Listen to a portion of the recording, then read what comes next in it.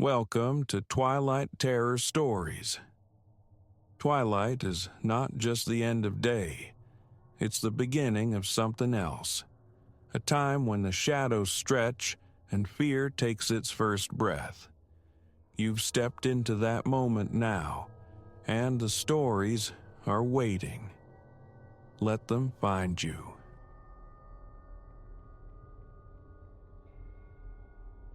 By the time I dragged myself into the village, the afternoon was already surrendering to shadow. No soul stirred upon the single track threading between houses hewn from the very bones of the earth. Ancient timber doors, scarred and stoic, punctuated the stone, their heavy shutters drawn tight like eyelids against the dying light. The air, thin and sharp, carried the chill of the looming hills whose dark shoulders hunched behind the rooftops. Cars were an alien concept here. Streetlights, an unimaginable luxury.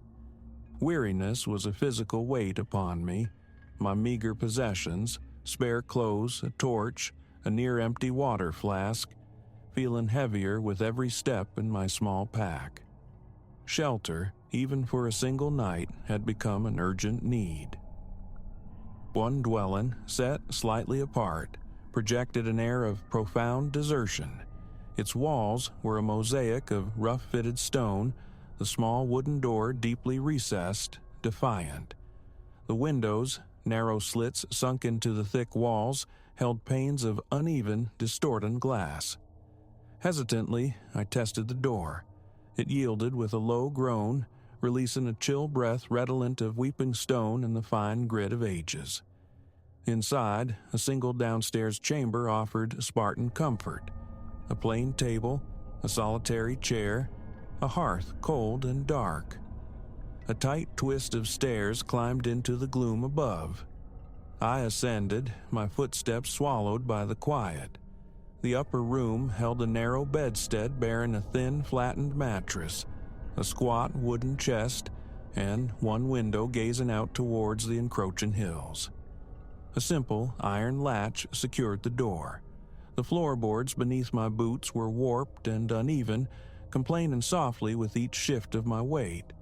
The bed, at least, felt dry.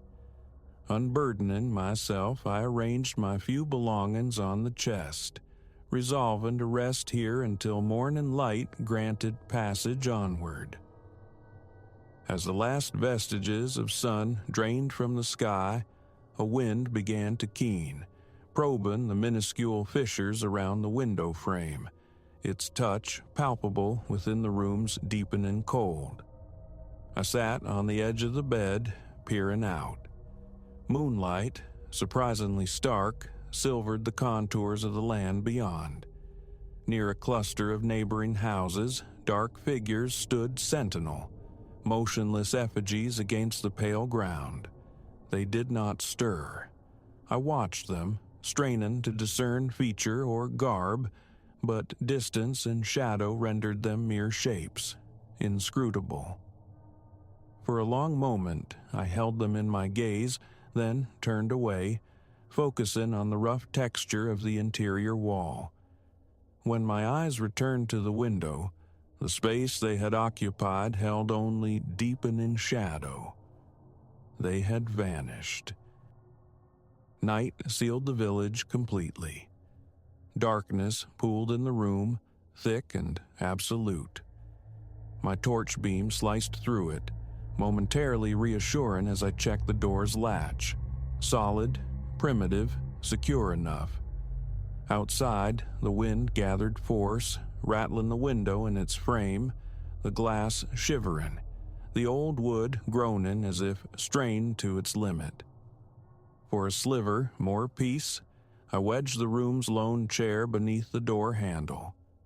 A prickling unease settled over me. The silence within the house felt wrong, devoid even of the scuttling sounds of unseen life. Only the wind howled its desolate song. Then, beneath the wind's cry, a different sound surfaced, low, insidious, drifting from just outside the window. Not speech, but a faint, pervasive humming, a vibration that resonated less in the ears and more in the bones.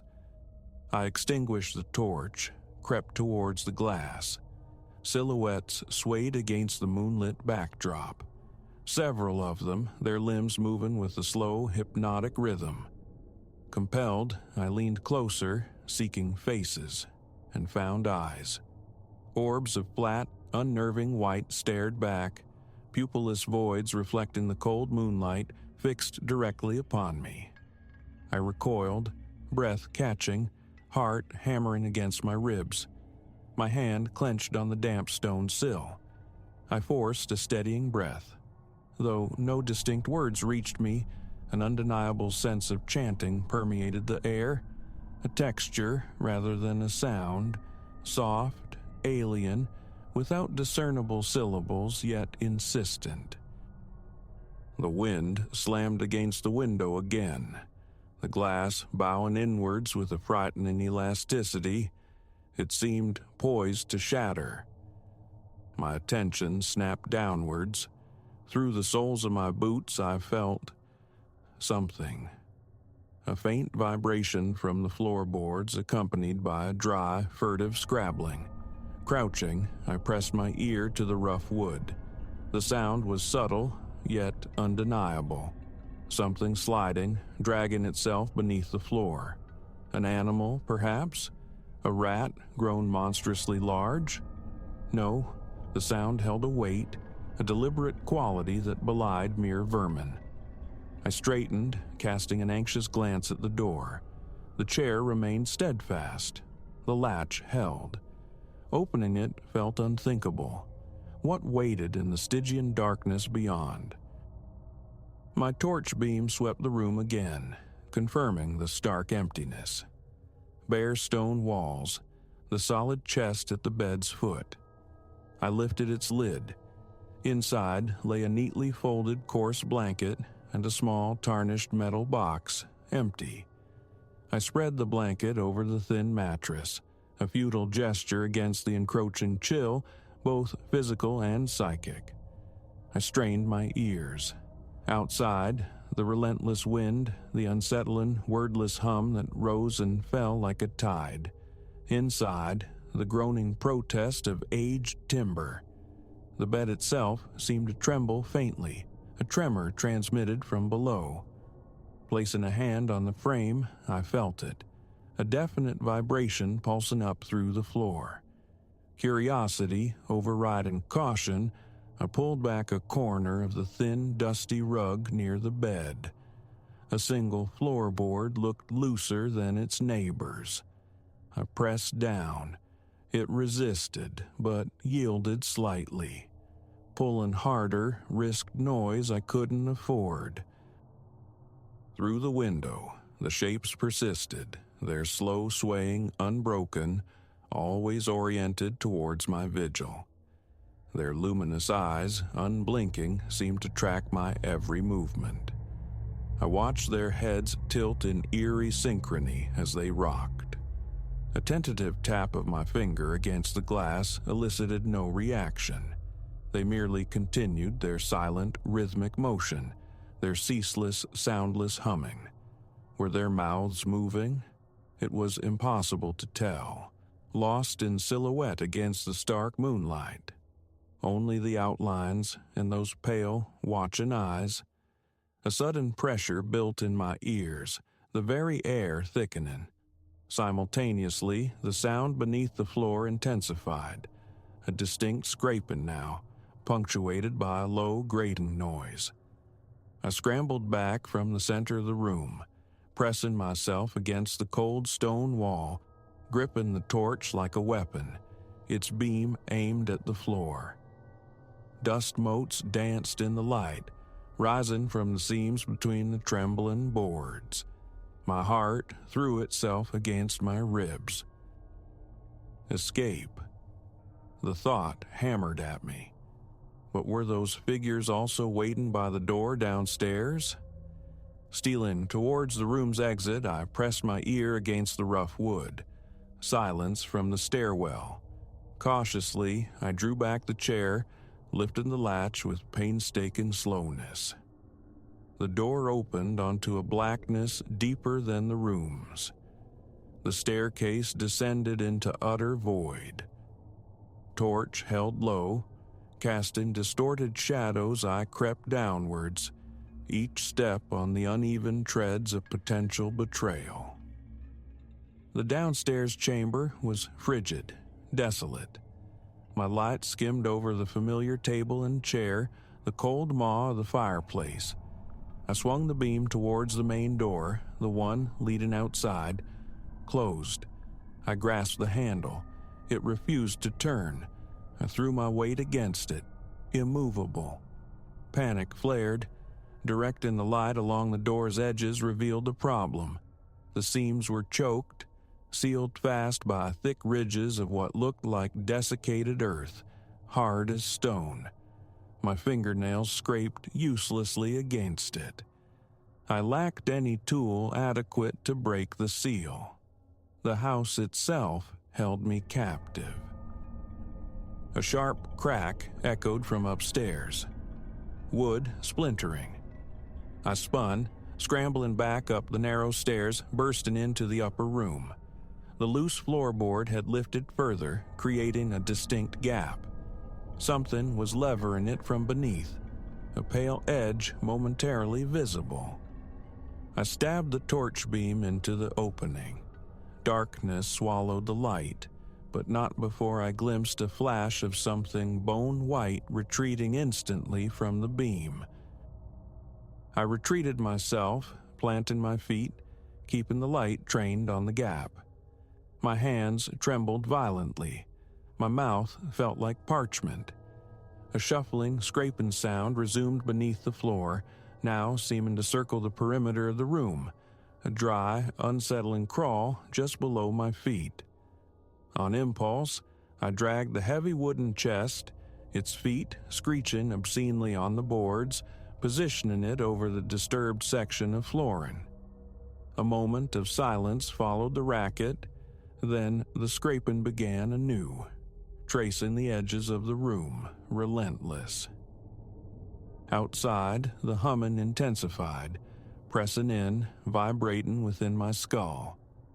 I forced my gaze back to the window. The silhouettes were closer now, pressed almost against the exterior wall. Their eyes bored into the room. No mouths moved, yet the sense of their collective drone was deafeningly clear. I avoided looking directly at those glowing orbs. The wind shrieked, and the window shuddered violently, threatening imminent collapse. A sudden, powerful jolt from beneath the floor shifted the chest slightly. I braced my foot against it, but it slid again, tilting. Whatever resided below possessed surprising strength. The floorboards groaned ominously. Frantically, I scanned the room for anything else heavy. The bed was too flimsy, the chair useless. Leaving the room was no longer an option. The sealed door downstairs, the unknown layout of the rest of the house, the sheer stone faces outside.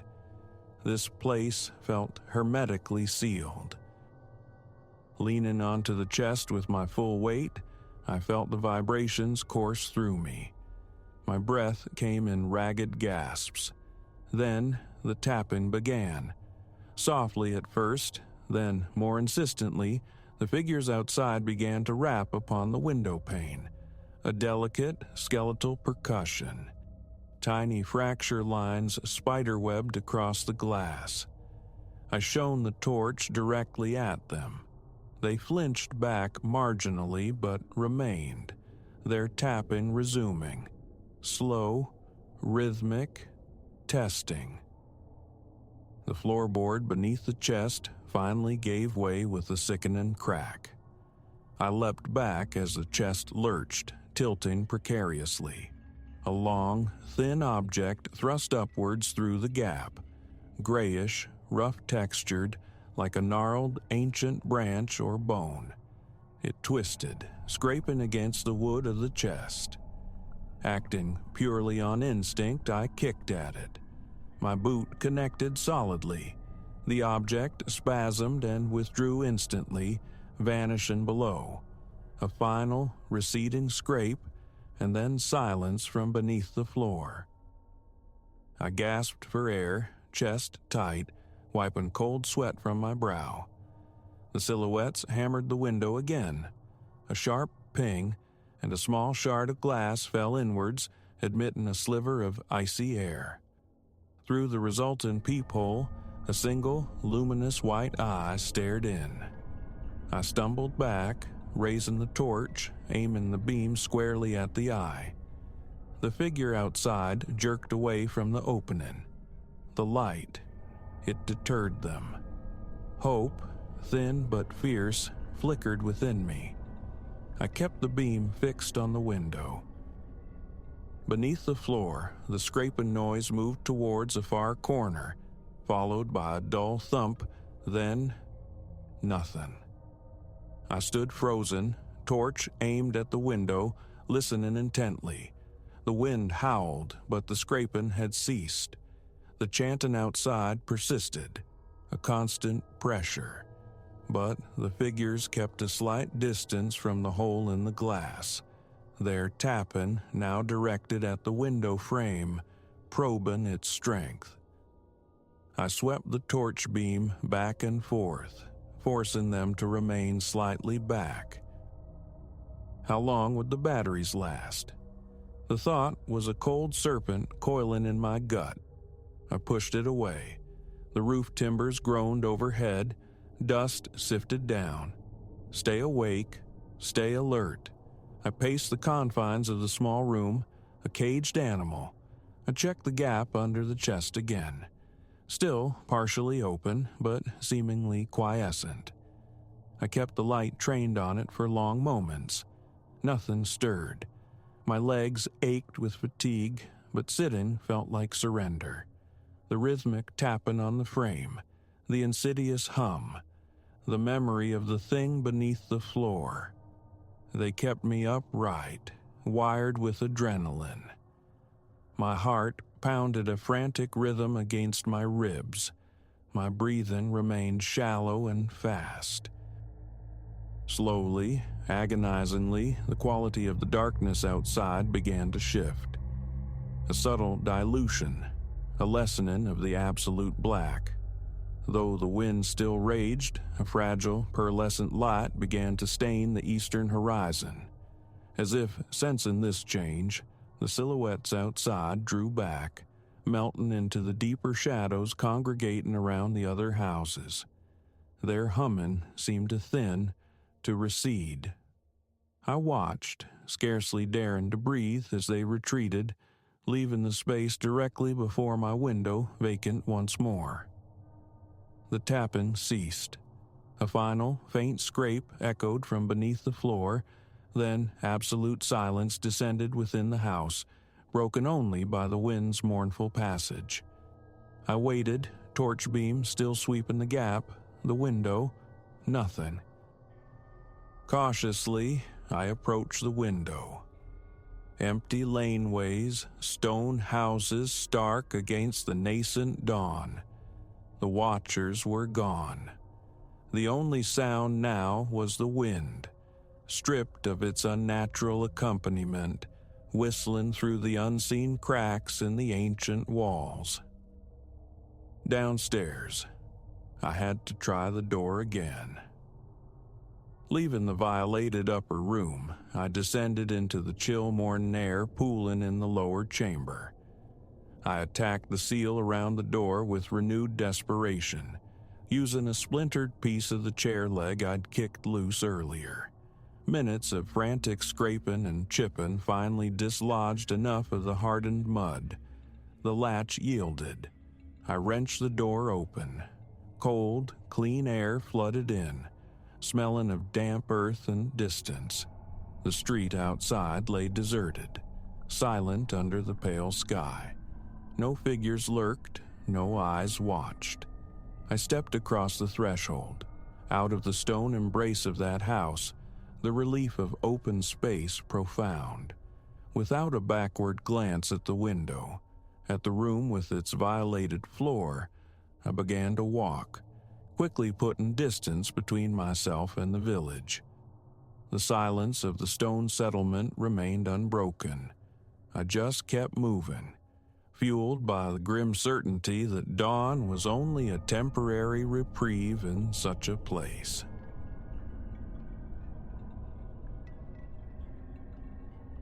The asphalt ribboned into the encroaching dark, hours dissolving until exhaustion felt like grit beneath Elias's eyelids.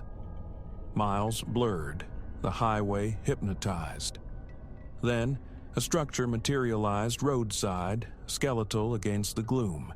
The Starlight Motel, its neon sign sputtering a weak pulse.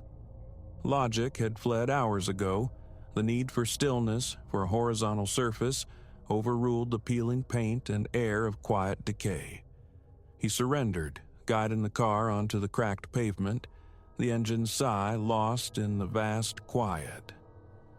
The lobby was a cramped box, smelling faintly of dust and forgotten things, inhabited only by a spectral figure behind a high counter. This custodian of the night, perhaps named Silas, perhaps nameless, offered minimal interaction. A key slid across the worn formica, accompanied by a low murmur about departure times, before his attention retreated into whatever shadows occupied him behind the desk. Elias cared little. The key, cool metal in his palm, was a promise of oblivion. His assigned room lay deep within a corridor that stretched like an exhale, its door facing a barren parking lot bathed in the sickly yellow cast of a single sentinel street lamp. He turned the lock, the click echoing slightly, and shut the world out, securing the deadbolt. Bare bulbs, a bed sagging slightly in the middle, a scarred dresser, the ubiquitous television bolted high on the wall. The room was an archetype of transient lodging. Wallpaper, patterned with faded indecipherable blooms, curled away at the seams. The faint tang of industrial cleaner couldn't quite mask an underlying mustiness. It was sufficient. Elias let his travel bag thud to the threadbare carpet, kicked off his shoes and inhaled deeply, the tension in his shoulders easing fractionally. Relief, finally. A film of road grime clung to his skin, demanding removal. He pushed open the bathroom door, flicking the switch. The light hesitated, buzzed angrily, then settled into a harsh glare. Twisting the shower taps, he waited for the water to shed its icy chill, and that's when his gaze snagged on it. Beside the sink, low on the wall, a flaw in the plaster. Not a crack, but a hole. Small, no wider than a pen, yet perfectly round, drilled with an unnerving precision. It seemed to pierce straight through to the adjoining room. He leaned closer, narrowing his eyes. An artifact of some clumsy repair, perhaps? A forgotten anchor point for a long-removed fixture? Yet its neatness felt wrong, intentional. A disquiet stirred within him. Shaking his head, dismissing the flicker of unease, he ripped a wad of tissue from the dispenser and plugged the tiny orifice, smoothing it down. A temporary fix obscuring the dark spot. The shower was brief, the spray barely warm, his mind refusing to settle. That prickling sensation, the feeling of being observed, clung tighter than the damp towel. Back in the main room, he sought refuge in the television's electronic babble, flicking through static-laced channels before landing on the flickering ghosts of an old comedy. But his focus frayed, his attention pulled magnetically towards the closed bathroom door. He imagined an eye pressed to the other side of that small, plugged void. Then a sound. Soft, hesitant, a tap from the bathroom wall. Elias went rigid, the canned laughter from the TV suddenly absurd. His heart gave a painful lurch. It was faint, barely there, yet distinct from the motel's groans and sighs. He sat frozen, ears straining against the manufactured cheer, listening for a repeat. Silence returned, thick and watchful. Nerves, he told himself. Just the fatigue playing tricks, the ancient plumbing rattling its bones. He forced a breath, willing the tension from his neck, turning back to the screen. Tap, tap. Louder this time, sharper. A chill traced its way up his spine. Reluctance warred with a morbid compulsion. He rose, moving with a slow deliberation that felt alien, and pushed open the bathroom door. The harsh light glared back. Everything appeared unchanged, except the tissue plug was gone. Simply vanished. He stared at the empty hole, a dark pupil in the pale wall. Someone had removed it. From the other side, a tremor started in his hands. With fumbling fingers, he tore off another clump of tissue, larger this time, forcing it into the hole with more pressure than necessary. He backed away, breath catching in his throat, trying to rationalize, trying to quell the rising panic. The feeling intensified.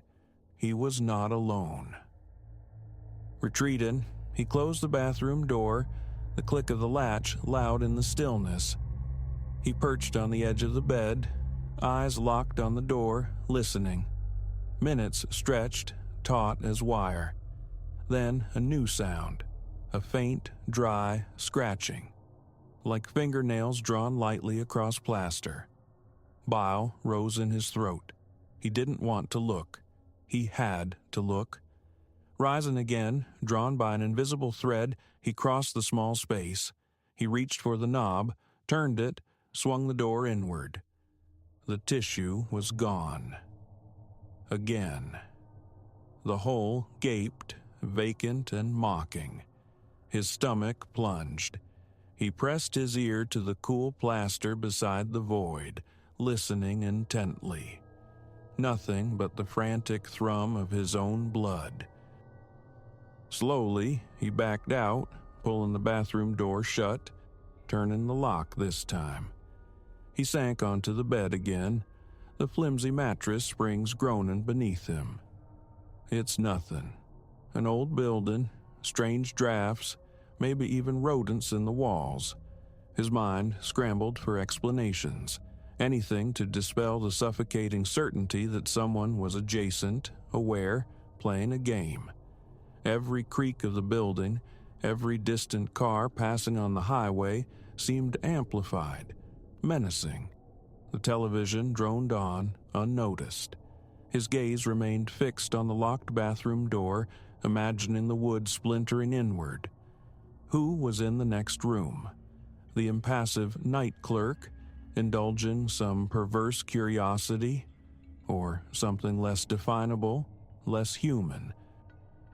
Just as a fragile calm began to settle, the scratching returned. Deliberate, unhurried, a dry, insistent whisper against the wall. He shot upright, pulse frantic. No more denial, no more self-deception. He had to see. He crossed the room one last time, the floorboards creaking under his weight. His hand, slick with sweat, trembled as it closed around the knob. He unlocked it, pushed. The hole was empty. A dark, unblinking eye in the wall, stripped bare. Air hitched in his lungs. The pounding in his chest became a physical pain. He stumbled back, pulling the door shut, fumbling with the lock again before retreating to the bed, wrapping his arms around himself as if to hold his fracturing composure together. The sensation of being watched was absolute now, a palpable pressure in the room. He felt hunted, cornered. He didn't know how they watched or why, only that they were there, patient, just beyond the thin barrier of plaster and peeling wallpaper. Sleep was impossible. He remained there, rigid on the edge of the bed, staring at the bathroom door until the first weak hint of dawn stained the edges of the grimy window pane. That gray light was a reprieve, a signal. He grabbed his bag, movement stiff with adrenaline and lack of sleep, and fled the room. No checkout, no word to the silent guardian of the night. He threw himself into his car, hands shaking on the steering wheel, and accelerated away, tires spitting gravel. The motel dwindled in the rearview mirror, a malignant shape receding into the landscape. Only miles later, with the sun fully risen, did his breathing begin to even out. But the feeling lingers, a cold spot on his soul, the certainty that in that room the silent watcher remains, waiting for the next weary traveler, the next person to notice the small, perfect hole. And Elias knows, with a chilling conviction, that whatever waited on the other side of that wall is still there, patient as the dust, watching.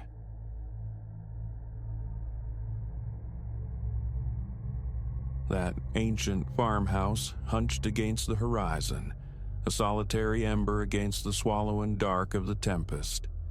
Little did I fathom, rapping on its timbered door would be the act that irrevocably bound my future.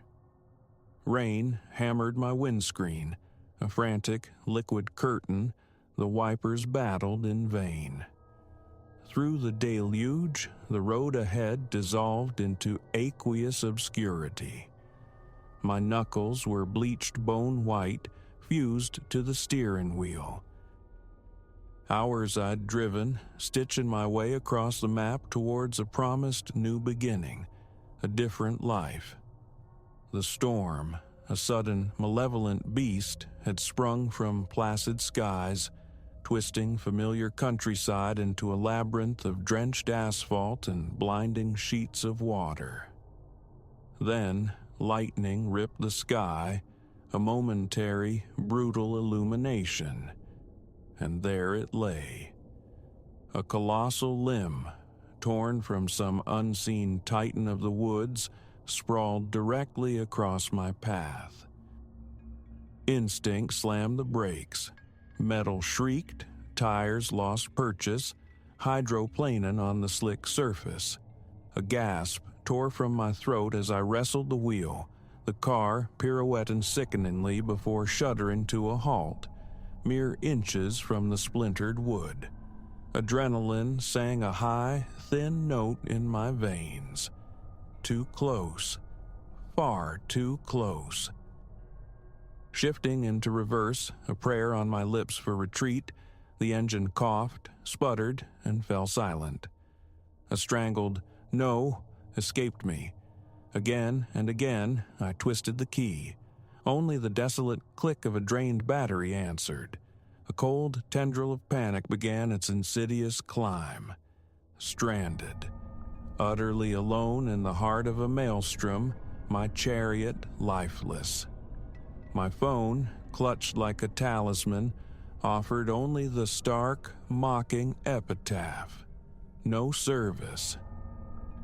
Another lightning flash, briefer this time, revealed a pinprick of light piercing the tree line. A dwelling. My sole refuge.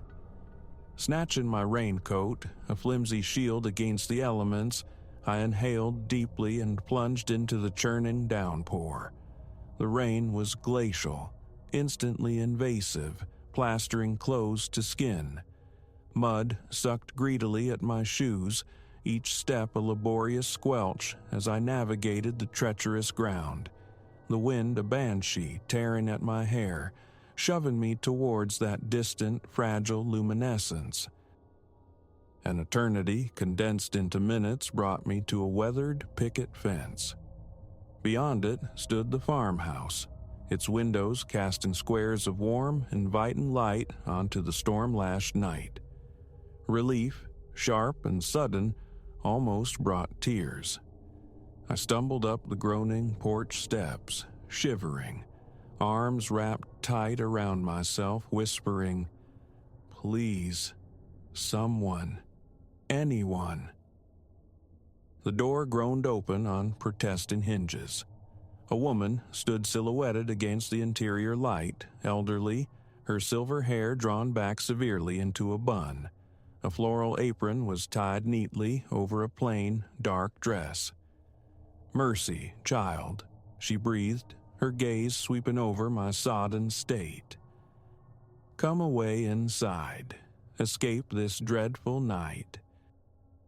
Gratitude overwhelmed me as I crossed the threshold, instantly cocooned in warmth and the comfort and aroma of bacon yeast. "Thank you. Oh, thank you," I managed, teeth chattering uncontrollably. "My car, it died, just up the lane. I hope perhaps your telephone?"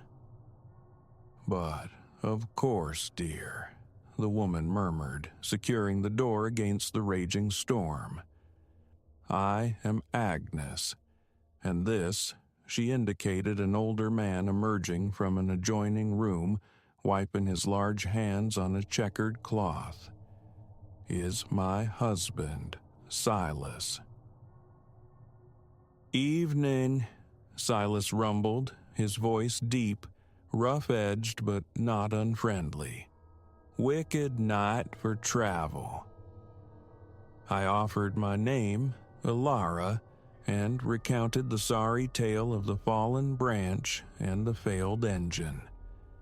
While I spoke, Agnes fussed about, pressing a thick towel into my hands, guiding me towards a crackling hearth. "Afraid the storm's taken our lines down, miss," Silas stated, a note of apology in his tone. "But you're welcome to shelter here till sunrise. We can run you into town come morning, see about your vehicle." A flicker of hesitation. Strangers. An isolated house. But the alternative was the merciless storm. "That's incredibly generous," I said, forcing a grateful smile. "Thank you, truly." Agnes positively beamed. "No trouble, none at all, dearie. Now, let's find you something dry. I'm certain I've got a spare gown that'll do." She led me up a narrow staircase to a small chamber beneath the eaves. Faded floral patterns climbed the walls. A handmade quilt, intricate and colorful, lay folded upon the bed, radiating cozy invitation. From a heavy oak dresser, Agnes retrieved a flannel nightgown and a thick robe. "These ought to keep the chill out," she said, offering them. "You change now. There'll be hot soup waiting when you come down." Renewed thanks tumbled from my lips as she withdrew, closing the door softly behind her. Stripping off my drenched clothes, a wave of genuine appreciation washed over me. Such kindness felt like a relic from another time. Clad in the borrowed garments, soft and smelling faintly of lavender, I descended. The soup was thick, savory, chasing the cold from my bones. Agnes and Silas maintained a gentle stream of chatter, inquiries about my destination, my intended work. Everything felt so blessedly ordinary, profoundly safe. Yet, as the hours drew on, discordant notes began to mar the symphony of normalcy. The way Silas's gaze would sometimes fix on me, lingering when he believed my attention elsewhere. The slight rigidity in Agnes's smile, a pleasant mask that didn't quite align with the shrewdness in her eyes. And then, glimpsed as I returned from the washroom, sturdy-looking locks bolted to the outside of my guest room door. An involuntary shiver traced my spine. Dismiss it, I told myself. An old house. Eccentricities. They were simply good Samaritans offering refuge. Wasn't this the heartwarming narrative one always hoped existed? Sleep, when I finally sought it in the quilt-laden bed, proved elusive. A small, insistent voice whispered caution. My phone remained useless, a dead weight. Cut off. Alone with these two in the vast, storm-shrouded emptiness. Every settling groan of the aged structure, every frantic gust rattling the window panes sent jolts through my system. I drifted in and out of uneasy dreams, thin and fragmented. A distinct sound sliced through the nocturnal symphony of wind and rain. Footfalls, soft, deliberate, in the hallway, then hushed voices right outside my door. I froze, straining my ears, holding my breath. Can't just keep her indefinitely, Agnes whispered, the words barely penetrating the thick wood. We'll manage, Silas's low rumble replied, same as always. The floorboards creaked as they moved away. My heart hammered against my ribs, a frantic drumbeat surely audible through the door. What did they mean? Same as always? Barefoot, silent on the cool floorboards, I slipped from the bed. Escape. The imperative screamed in my mind. My hand closed around the doorknob, twisted, locked. A cold certainty washed over me, dousing the embers of gratitude. Of course, trapped. Panic surged, a suffocating wave I fought to suppress. Think. There must be another way. The window. I wrenched back the heavy curtains. My breath hitched. Iron bars, thick and unyielding, gridlocked the opening. This wasn't a rustic haven, it was a cage. Frantically, my eyes scanned the room. A weapon? Leverage? Anything? The space was benign, sterile, stripped bare of any potential aid. A key scraped in the lock. I went utterly still, suspended in terror. The door swung inward, revealing Agnes. Gone was the kindly grandmother facade. In its place, a chillingly placid, calculating expression that froze my marrow.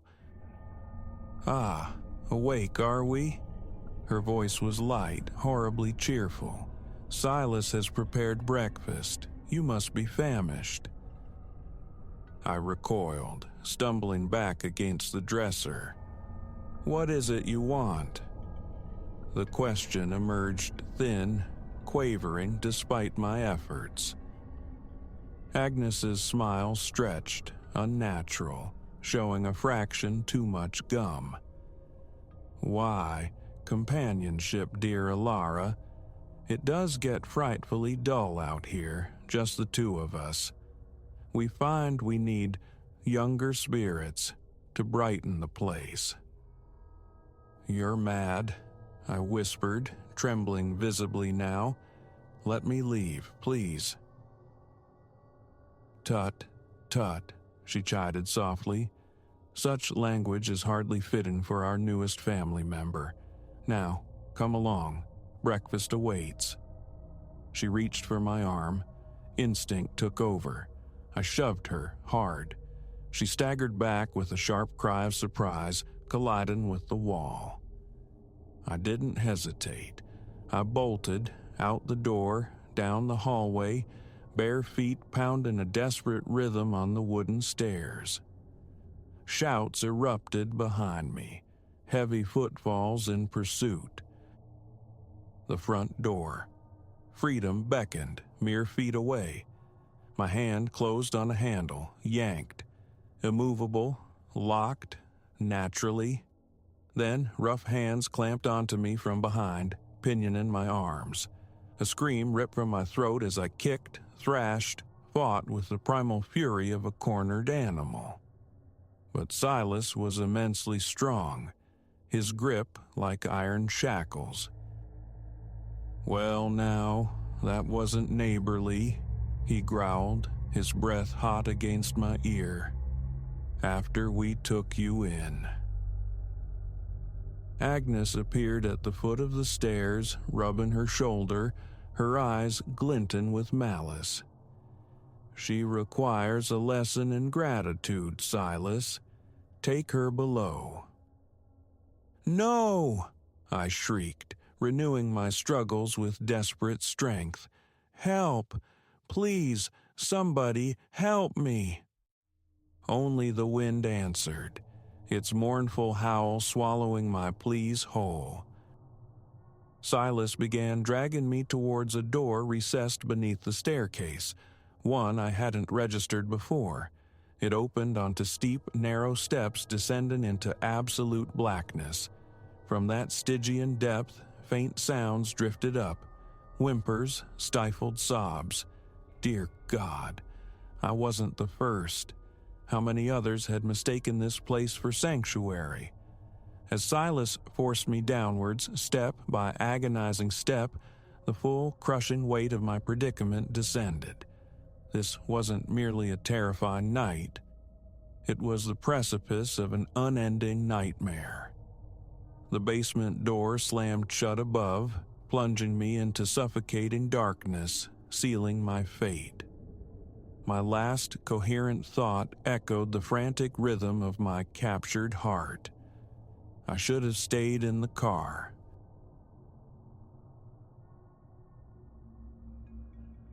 A singular hush descends upon the woods as twilight bleeds the color from the world. A stillness so profound it feels less like peace and more like the forest holding its breath, waiting. It's the kind of quiet that magnifies your solitude, stripping away any illusion of welcome, leaving you exposed. That peculiar silence wrapped around me, cold and close, as I huddled by the campfire, mesmerized by the dance of orange tongues against the encroaching dark. Lingering this late hadn't been the plan. The trail, deceptive in its familiarity, had unspooled slower than anticipated. Now, miles separating me from my vehicle, the fire and the churning of my own thoughts were my sole companions as the last light evaporated from the bruised sky. It had seemed a restorative notion. This solo pilgrimage into the wilderness, an attempt to scour clean the residue of a demanding week. The path chosen was well trodden by my own boots, a serpentine route through dense timber culminating in a secluded clearing beside a murmuring stream.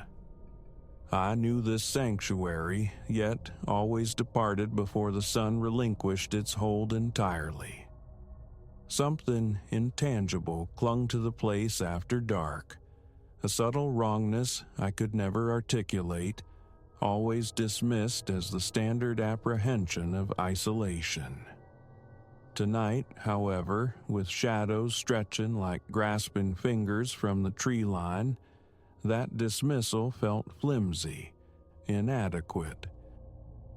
The fire whispered its secrets, spitting embers that briefly illuminated the immense, dark sentinels surrounding the clearing. Branches overhead sketched slow, deliberate patterns against the deepening indigo, a portrait of serenity, objectively, yet a familiar tremor of disquiet traced its icy path up my spine. A deep inhalation, an attempt to dispel the gathering dread. Nerves, surely. Just the predictable consequence of being utterly alone, deep within the untamed woods, the only significant change being the absence of the sun. The flames offered warmth. The night air carried a crisp coolness. I was secure, wasn't I? Then came the sound, subtle yet distinct beneath the fire's gentle crackle. A delicate rustling originating just beyond the ring of light.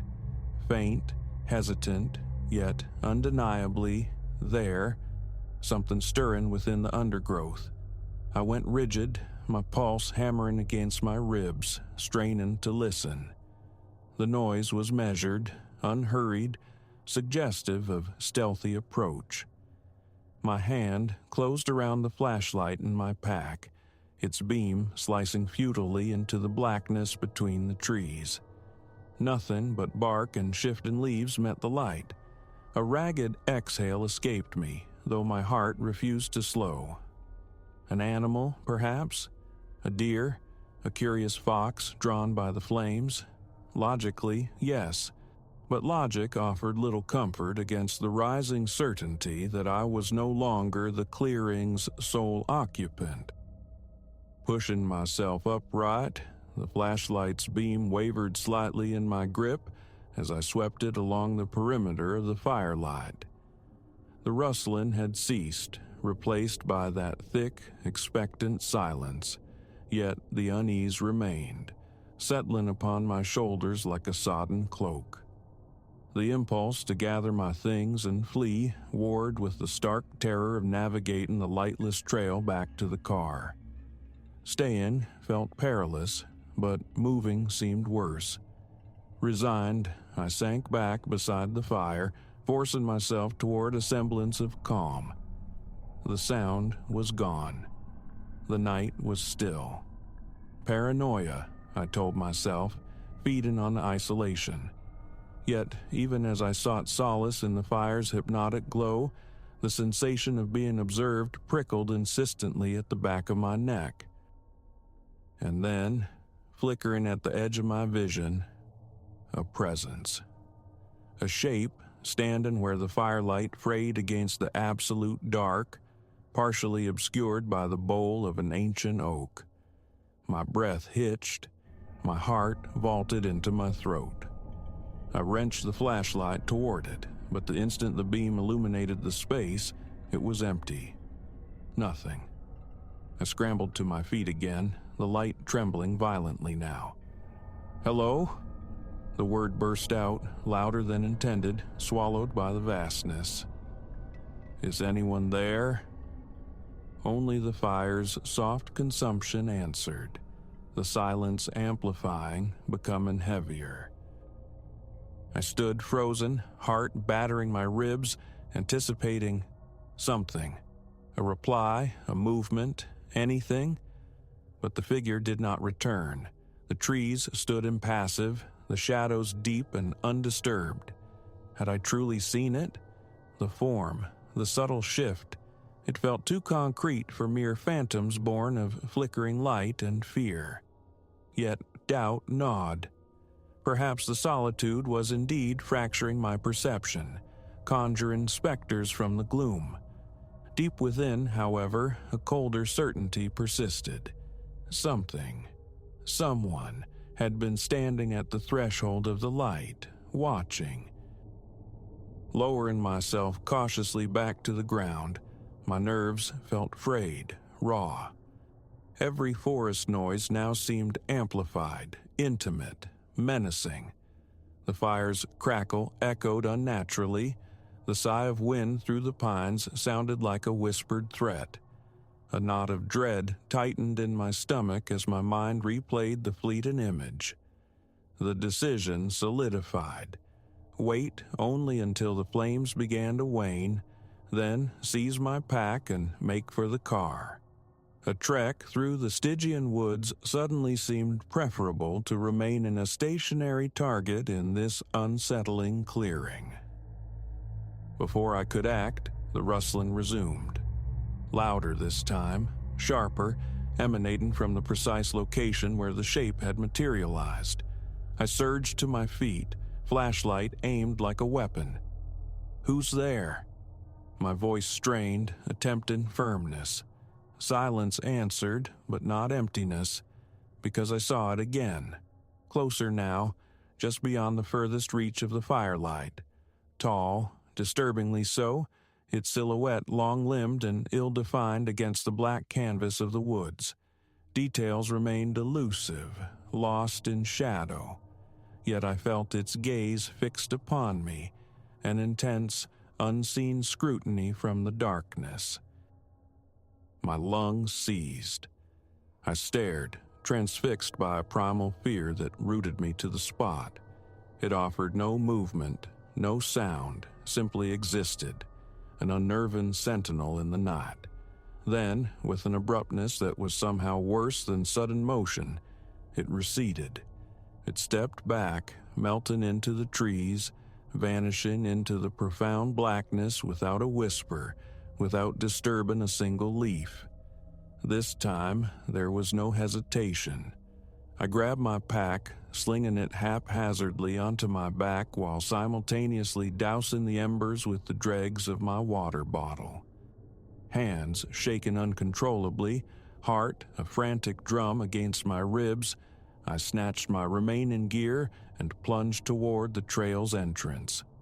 No backward glances. I didn't want confirmation that the silent watcher lingered in the shadows. Escape was the only imperative echoing in my skull. The path was a treacherous ribbon twisting through suffocating darkness, the trees pressing close on either side. My flashlight, its power dwindling, threw spastic arcs of weak light that seemed only to deepen the surrounding gloom. Every snapped twig, every rustle of unseen life sent jolts of adrenaline through me, my imagination populating the woods behind me with the pursuing tall figure. I didn't pause, didn't dare rest, driven onward by sheer terror until, through the dense trunks ahead, I perceived the faint, blessed gleam of my car's reflectors. A wave of relief so potent it left me weak-kneed washed over me as I stumbled from the tree line, legs quivering from exertion and fright. My pack landed unceremoniously in the back seat as I scrambled behind the wheel, turned the key, and accelerated out of the small lot, eyes fixed firmly on the road ahead. What inhabited the woods with me that night remains an enigma. Human, animal, or some entity fallen outside those categories I cannot say, but the encounter imparted one indelible piece of knowledge. I will never tread that path again. Some corners of the wild, I now understand, are best left undisturbed. And sometimes the deep silence of the forest is far from empty.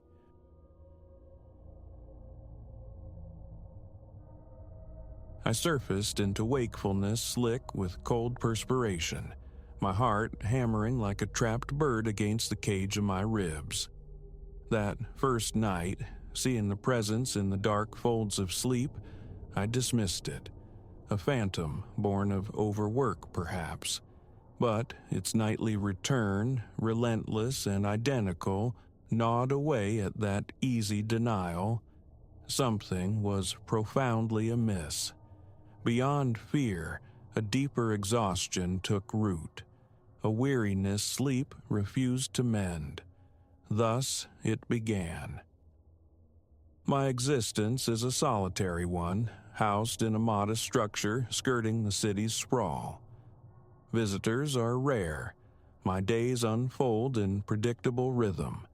I wrestle with machinery in a repair shop until dusk, return home, consume a simple meal, and dull my thoughts with flickering screens before succumbing to sleep. Nothing in this quiet life foreshadowed the arrival of the shadow, the initial dream. I stood within a lightless passage. Its walls wept moisture, ancient stone slick and cold as a crypt's embrace. My own breath emerged in ragged, visible puffs. A chill permeated the air, clinging to my skin, yet the darkness ahead remained absolute until a form detached itself from the deeper gloom at the corridor's terminus. Swathed in a dark mantle, hood drawn low to obscure its features, it drifted. No footfall, no rustle of fabric disturbed the silence, only a fluid, unnerving glide across the unseen floor. A shout gathered in my throat, a strangled, voiceless thing. The passage felt glacial, constricting. Then it extended a hand toward me, the fingers impossibly long, pale as bone. Consciousness snapped back violently, leaving me gasping in my bed. Morning revealed the meager hours sleep had granted. Stiffness locked my limbs, my eyes burned with grit. Just a nightmare, I insisted, perhaps spawned by some half-remembered documentary. I forced myself through the day's motions. The second night, the dreamscape reformed. The damp passage materialized, its stale air heavy, pressing. This time the figure stood closer, close enough for a fleeting glimpse beneath the hood. Twin voids where eyes should be, skin stretched taut and papery over sharp bone. It performed a slow, deliberate gesture near my chest, like scooping unseen motes from the air. My heart convulsed, a frantic pounding that jolted me awake into a fit of coughing. My throat raw, breath hitched for terrifying seconds. I threw off the covers, pacing the confines of my bedroom. A dull throb pulsed behind my eyes, accompanied by a peculiar pressure within my chest, the ache of breath held too long. In the bathroom mirror, fluorescent light exposed the dark smudges beneath my eyes, my hair plastered damply to my forehead. Cold water did little to quell the clamminess of my skin or the tremor in my hands. Ignore it, I commanded myself. Stress, only stress. I retreated to bed, stealing a few more hours of troubled, shallow sleep. By week's end, the pretense of normalcy shattered. The dream repeated with chilling fidelity, the figure's presence intensifying each night. I woke progressively more depleted, vitality leached away while I slept. One morning, consciousness nearly deserted me mid-shower. Another day found me nodding off behind the wheel during my lunch break. Colleagues remarked on my pallor, my distracted air. Insomnia, I mumbled, a half-truth that skirted the terrifying core of the nightly visitations. Admitting fear of a dream-bound entity felt like confessing madness. Who readily speaks of terrors that only bloom when eyes are closed? Then came the pouches. The first materialized near the front door, a small sachet of rough-spun sable cloth cinched with a thin, dark cord. Picking it up sent a jolt of unnatural coldness into my palm, like grasping solid frost, though the fabric itself was dry. As I loosened the drawstring, a puff of frigid air struck my face, carrying on it the ghost of a whisper. A single, rasping syllable, indistinct yet deeply unsettling. The hairs on my nape prickled. I dropped the pouch. It skittered under a nearby chair. Heart thudding, I forced my breathing to slow before retrieving it cautiously with a towel.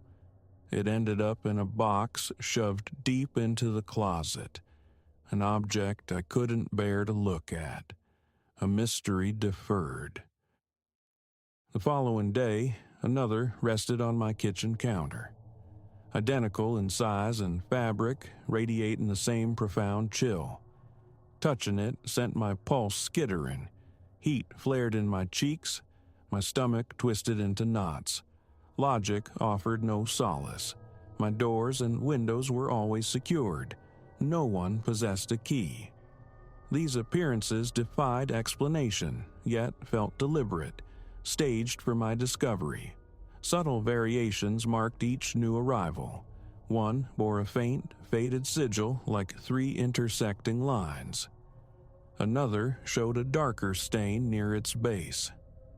Every time I dared untie the cord, the icy exhalation rushed out, accompanied by that fleeting, sibilant whisper. Never more than a breath, a second or two of sound. Concurrently, the nocturnal landscape shifted. The corridor bled into a vast, echoing chamber. Within this space, the figure now stood, seemingly gathering faint motes of light from the air around it. My own chest felt strangely hollow with each inhalation. In the dream's distorted reality, I sometimes glimpsed my reflection hovering behind the figure, eyes sunken, face gaunt. When those skeletal fingers reached, I would inevitably wrench myself awake, drenched, heart echoing in my ears. Sheets clung damply. My head felt thick, leaden, as if sleep had offered no respite for days. Muscles screamed, thoughts crawled. Answers became imperative. I trawled the digital depths seeking correlations, mysterious figures in dreams, pouches exuding cold, anything mirroring my ordeal. Most results led to fiction, mythology, dismissible tales. Hours dissolved into scrolling through obscure forums, reading accounts of shadow entities, oniroi, ancient predatory spirits. Then, buried within a thread on obscure folklore, I encountered a reference, the Collector of Sighs. A sparse entry detailed an old belief in a darkened presence that fed on human despair, traversing unseen pathways to infiltrate dreams and harvest fear, anxiety, sorrow. The more potent the host's distress, the stronger the entity's anchor. The post was brief, the subsequent comments unenlightening, yet the name resonated with a chilling finality. The Collector of Sighs. I tried to dismiss it, but the parallels accumulated over the following days. The forum mentioned small cloth talismans used by this entity to store distilled hopelessness, pouches invariably cold, releasing trapped fear upon being opened. A tightness seized my chest as I read. The description felt too precise for coincidence. Closing the laptop, a cold sweat beaded on my brow. My hands shook. Catching my breath felt like surfacing after a desperate plunge. Denying the connection became impossible, yet each night the dream persisted. I witnessed the figure glean something shimmering from the air, reaching into the dream space occupied by my chest to draw out a thin, ephemeral vapor. My lungs seized. My throat burned. Awakening was always violent, exhausting. Energy drinks became my crutch, fueling me through workdays. I lashed out at my supervisor for expressing concern. A permanent tension settled in my shoulders. My back throbbed constantly. More pouches manifested, tucked beneath the bed frame, resting by the bathroom sink, nestled beside the living room sofa. Each offered the familiar shock of cold, the whispered exhalation upon opening, sometimes a wheeze, sometimes a sharp gasp. It always lasted mere moments, yet each instant sent adrenaline coursing through me. I continued gathering them, adding them to the growing collection in the closet's cardboard box, paralyzed by uncertainty. One evening, sleep claimed me on the couch. The vast chamber reappeared, its walls stained with dark, indeterminate patterns. The figure waited, but this time it turned its hooded head, fixing its unseen gaze directly upon me. A low, sibilant hiss slithered through the dream air. My vision swam. Strength fled my legs, dropping me to my knees on the cold, dreamstone floor. As it extended a hand, a distinct pulling sensation emanated from my chest, as if unseen threads tugged at my very lungs. Tears blurred my sight. My arms trembled uncontrollably. With a wrenching physical effort, I threw myself sideways, forcing wakefulness. I found myself sprawled on the living room floor, cheek pressed against the rough carpet fibers, gasping, sweat cooling rapidly on my temple. The need to confide became overwhelming, yet who would lend credence to such a tale? Friends here are few, family distant. A doctor? Excuse me, I believe a dream entity is siphoning my vitality. Prescriptions or referrals seem the likely inadequate outcome. So, my solitary research intensified. I devoured texts on spirit lore, oniric parasites, methods of severance. Rituals, chants, prayers surfaced, alongside suggestions to starve the entity by focusing on positivity, by denying it the sustenance of fear. But the fear was visceral, the exhaustion undeniable. I attempted mental barricades before sleep, loud music, mindless videos, distracting chores. Yet, the moment my eyelids grew heavy, thoughts inevitably drifted to the shadowed presence. Dread coiled in my stomach at the prospect of its reappearance. Even during waking hours, flashes of the dream ambushed me. Sitting at my desk, my hands might suddenly tremble, fumbling objects. The ache in my chest persisted, a hollow sensation directly beneath my sternum. Then a pattern emerged. The pouches didn't appear randomly. Their manifestation seemed linked to periods of heightened anxiety. A particularly stressful day at work would yield a new sachet discovered upon my return home.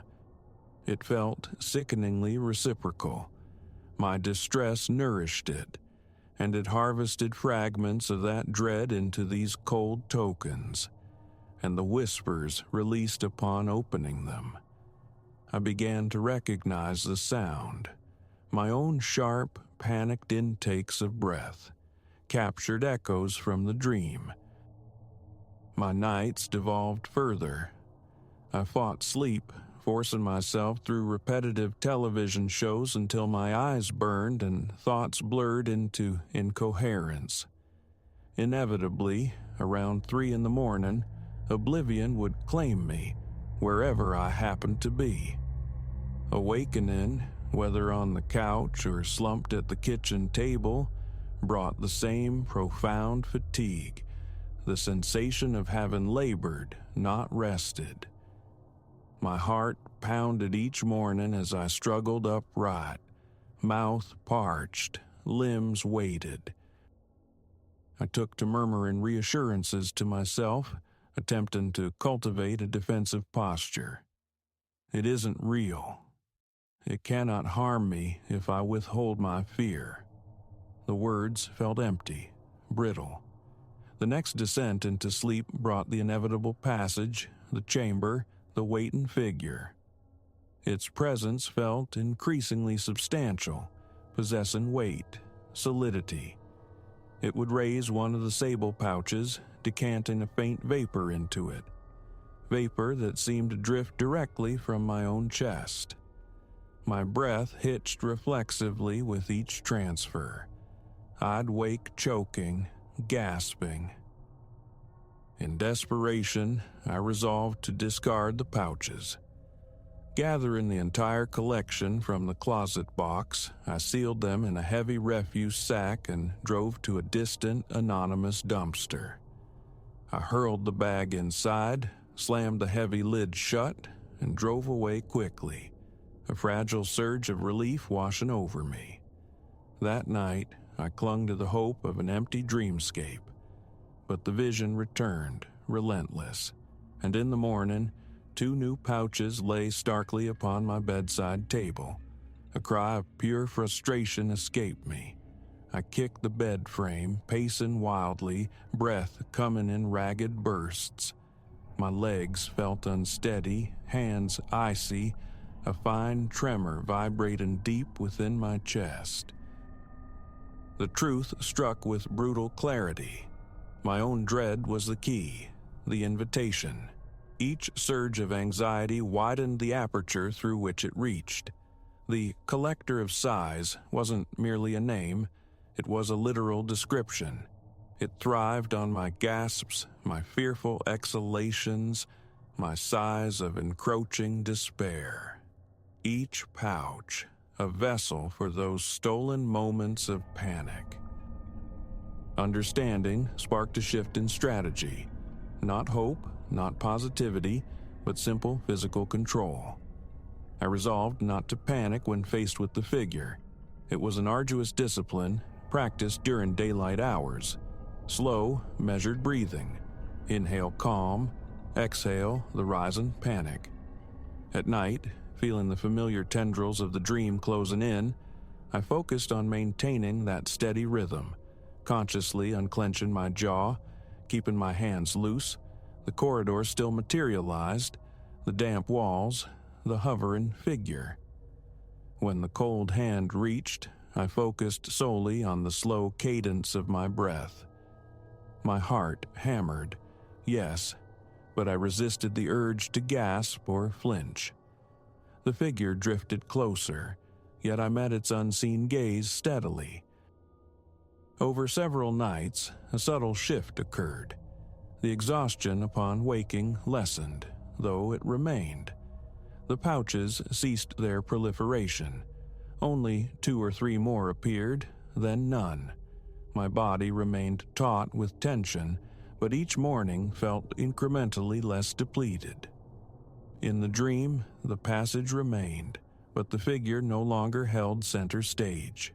Sometimes it lingered only at the periphery, a fleeting shadow in the corner of my awareness. The chill persisted when it moved, but my breath remained even. My chest felt tight, constricted, but the burning sensation subsided. Freedom remains elusive. Its presence lingers, an unsettling awareness, particularly in the deep hours of the night. Occasionally, a faint whisper seems to emanate from the closet where the box once resided. A dark shape flickers at the edge of my vision sometimes while I stand at the bathroom sink. My heart still leaps at sudden noises, but I fight to keep panic from cresting. The absence of new pouches for several days feels like a victory, however fragile. I don't pretend comprehension of this thing, but I know yielding to terror only strengthens its hold. My sole recourse is composure. Calm is a facade I struggle to maintain. Flickering lights make me jump. A flashlight resides permanently by my bed. Sleeping with the door closed is now unthinkable. Yet I endure. I persist. My hope, thin but present, is that by denying the collector of sighs its sustenance, I might slowly starve it, push it back into whatever abyss spawned it. My body aches with chronic sleep debt, vision blurs intermittently, and inexplicable chills still trace paths across my skin late at night. But I refuse to surrender. Whether this presence will ever fully recede, or if this vigilance is now my permanent state, remains unknown. All I can control are my own reactions, the steady rhythm of my breath. That is where I stand now, locked in a nightly battle against the thing that feeds on my fear, a struggle renewed each time I close my eyes.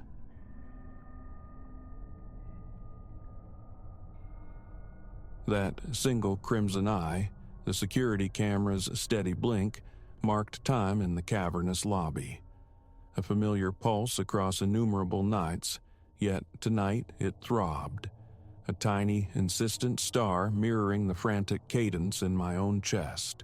The air itself felt wrong, dense as velvet, laced with the metallic tang of apprehension. My predictable vigil at Meridian Spire was fraying at the edges, threatening to unravel into something unforeseen, something that would twist my understanding of this place, its people, and the fragile substance of reality itself. My name is Elias. For 3 years, the graveyard shift has been my domain within these glass and steel cliffs. By day, Meridian Spire gleams, a monument to commerce. By night, it morphs, a necropolis of echoing hallways and profound shadows. Wakefulness is usually the prime adversary. Not tonight. Tonight, the quiet shattered. A sudden, piercing shriek from the desk phone jolted me from my reverie. I snatched the receiver, the plastic cool against my ear, expecting the usual drone of the overnight supervisor or perhaps a cleaner reporting a spill. "Security console, Elias speaking," I offered, swallowing a yawn.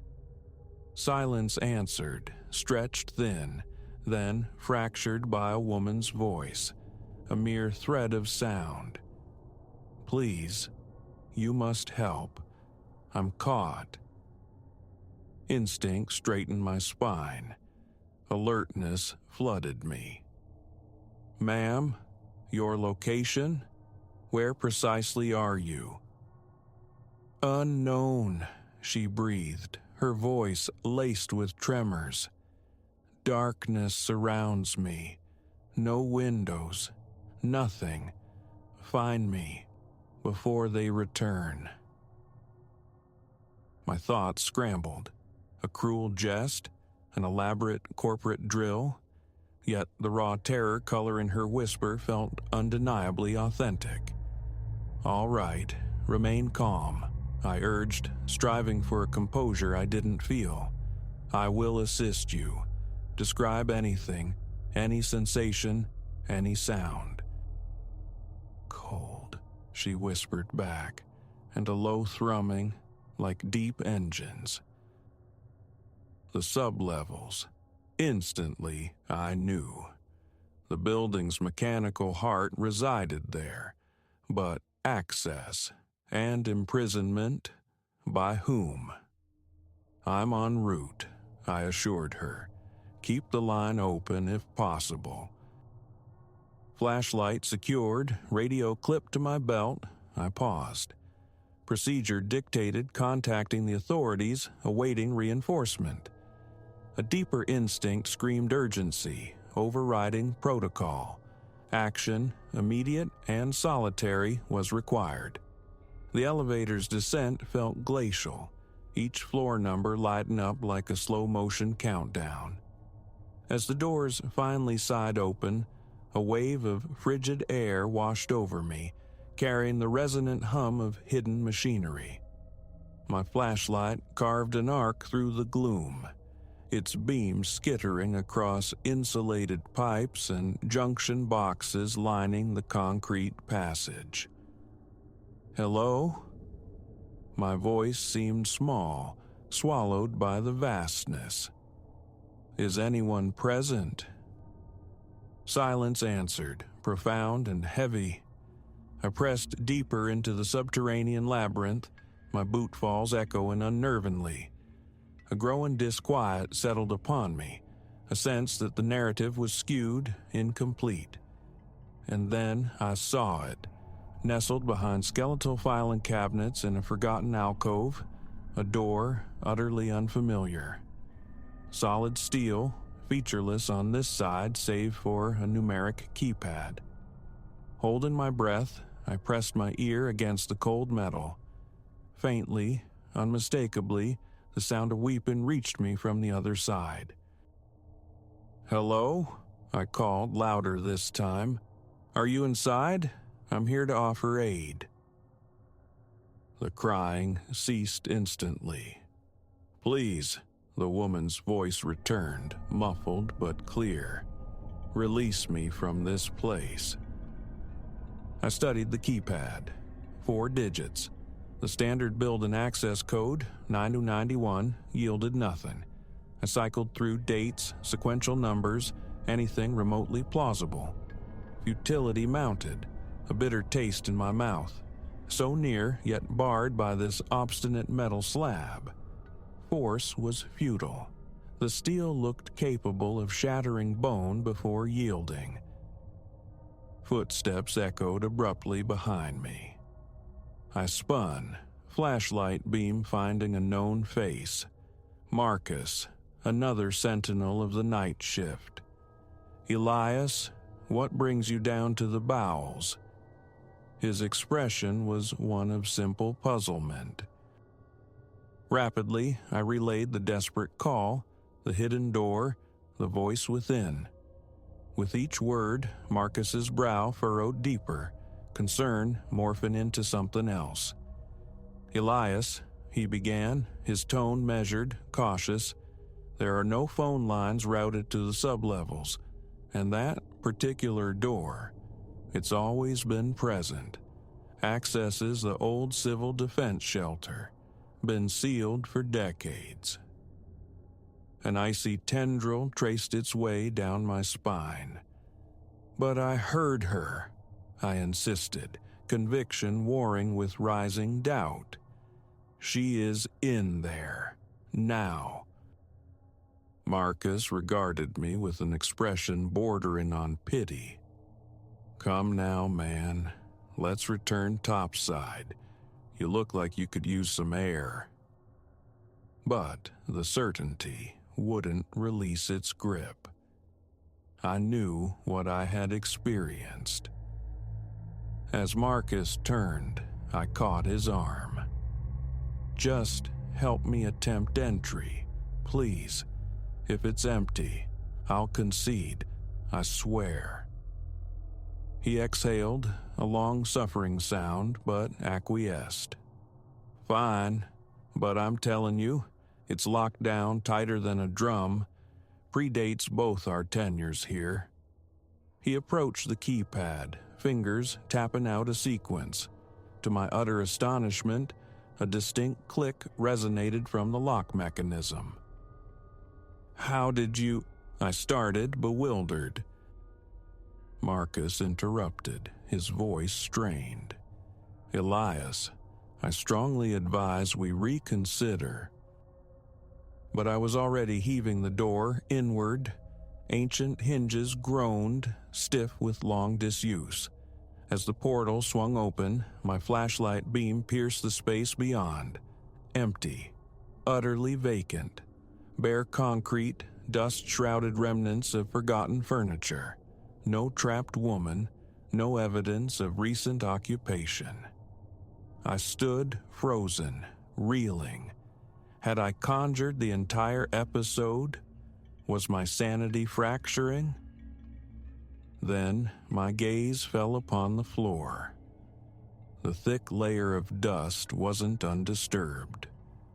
Footprints. Clear, recent prints leading deeper into the shelter's recesses. Marcus, I whispered, the sound barely escaping my lips.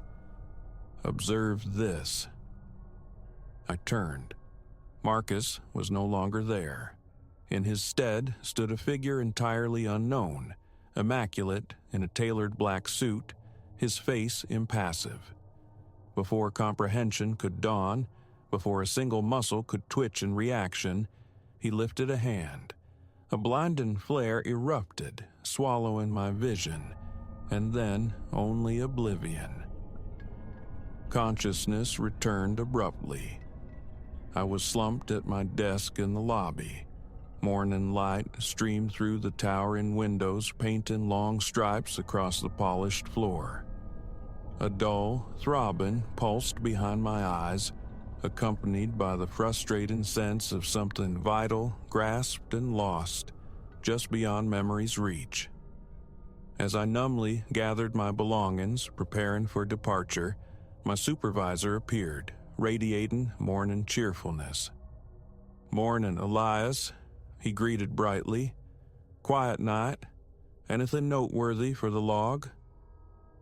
My mouth opened, then closed. Fragments flickered at the periphery of my mind.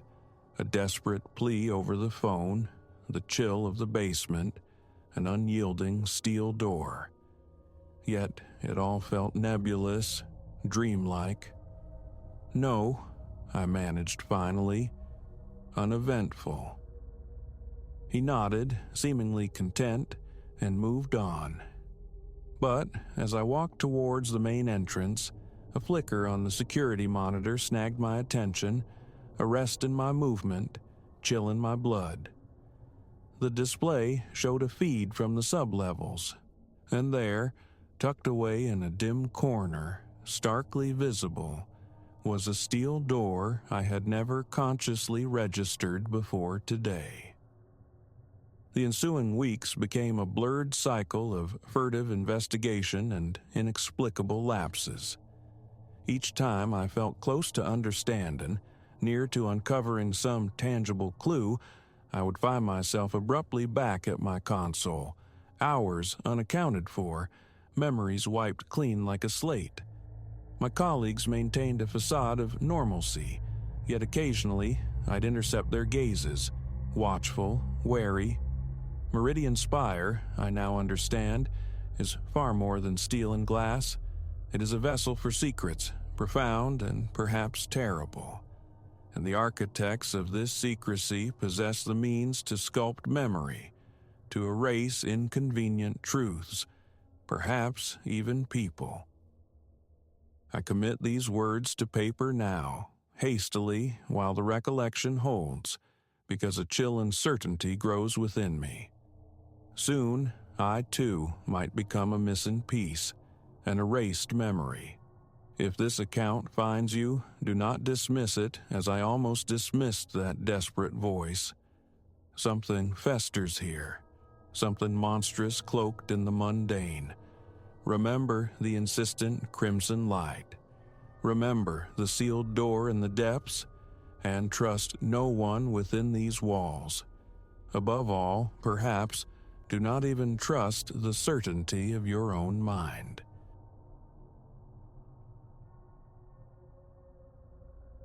It began, subtly, with the bathroom mirror a week past.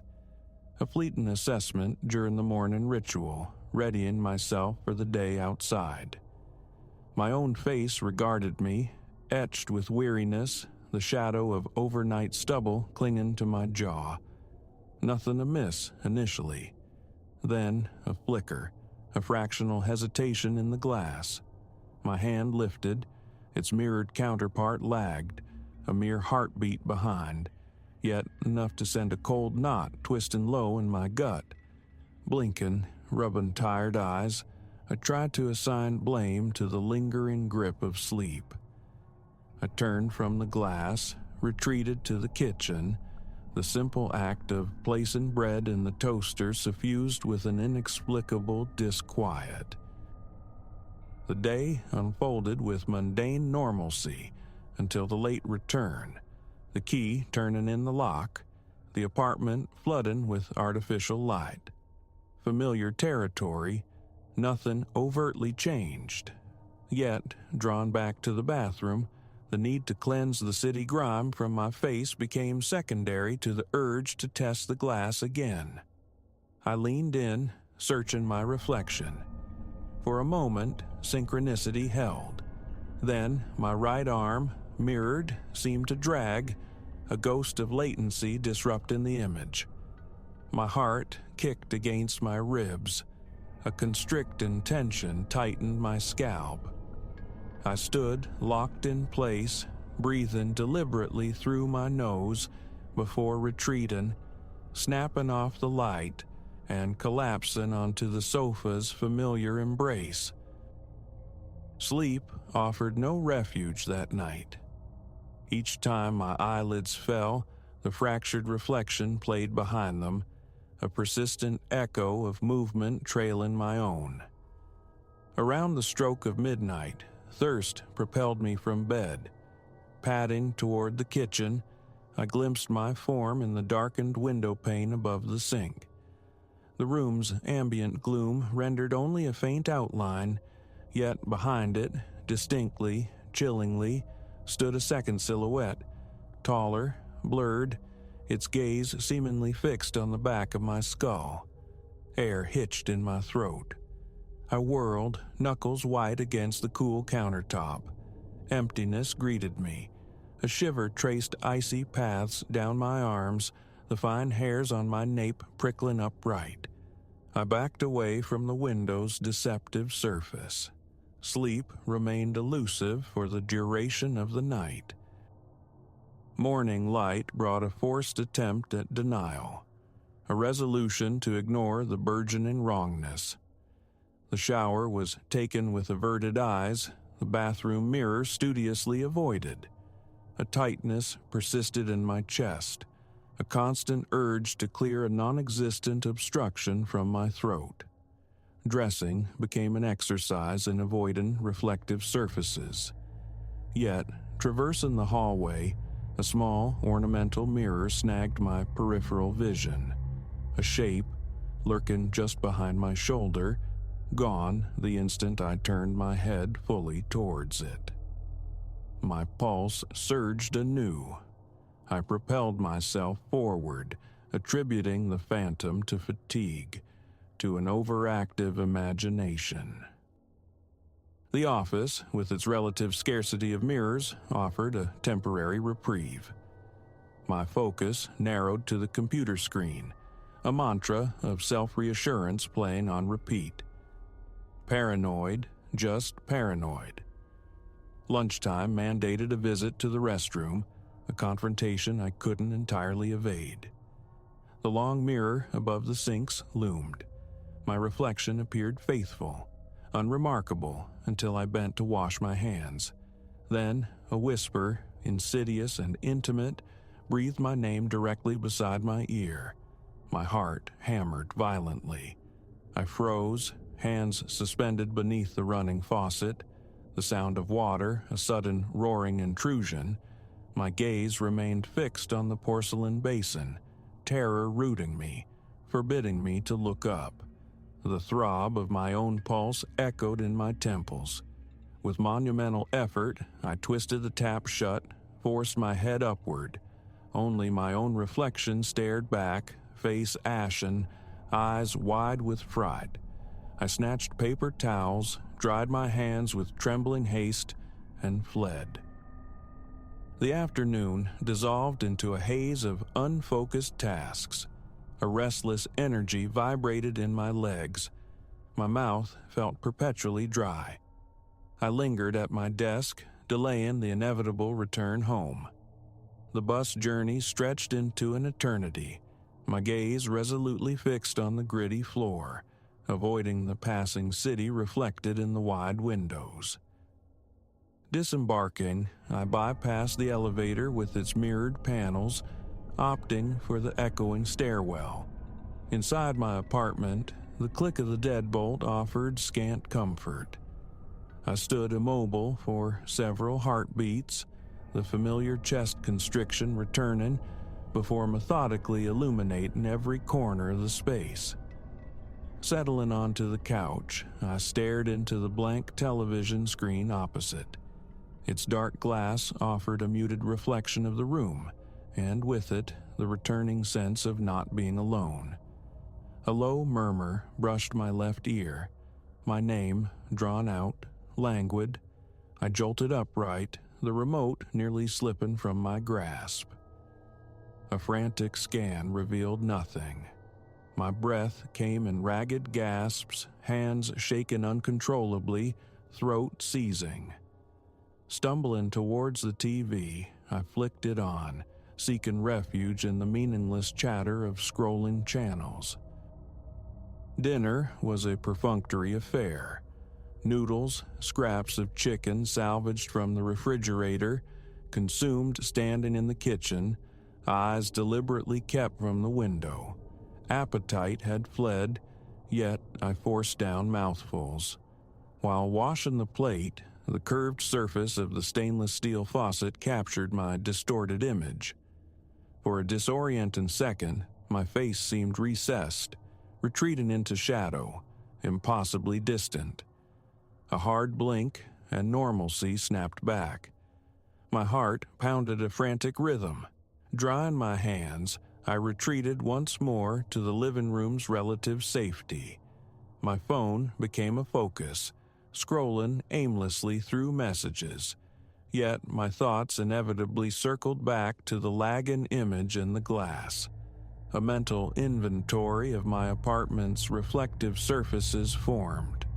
The television, a picture frame behind glossy glass, the microwave door, the hallway panel, and the primary offender in the bathroom. Each felt poised, waiting to betray me. Decision hardened into action. A towel was procured, draped decisively over the bathroom mirror.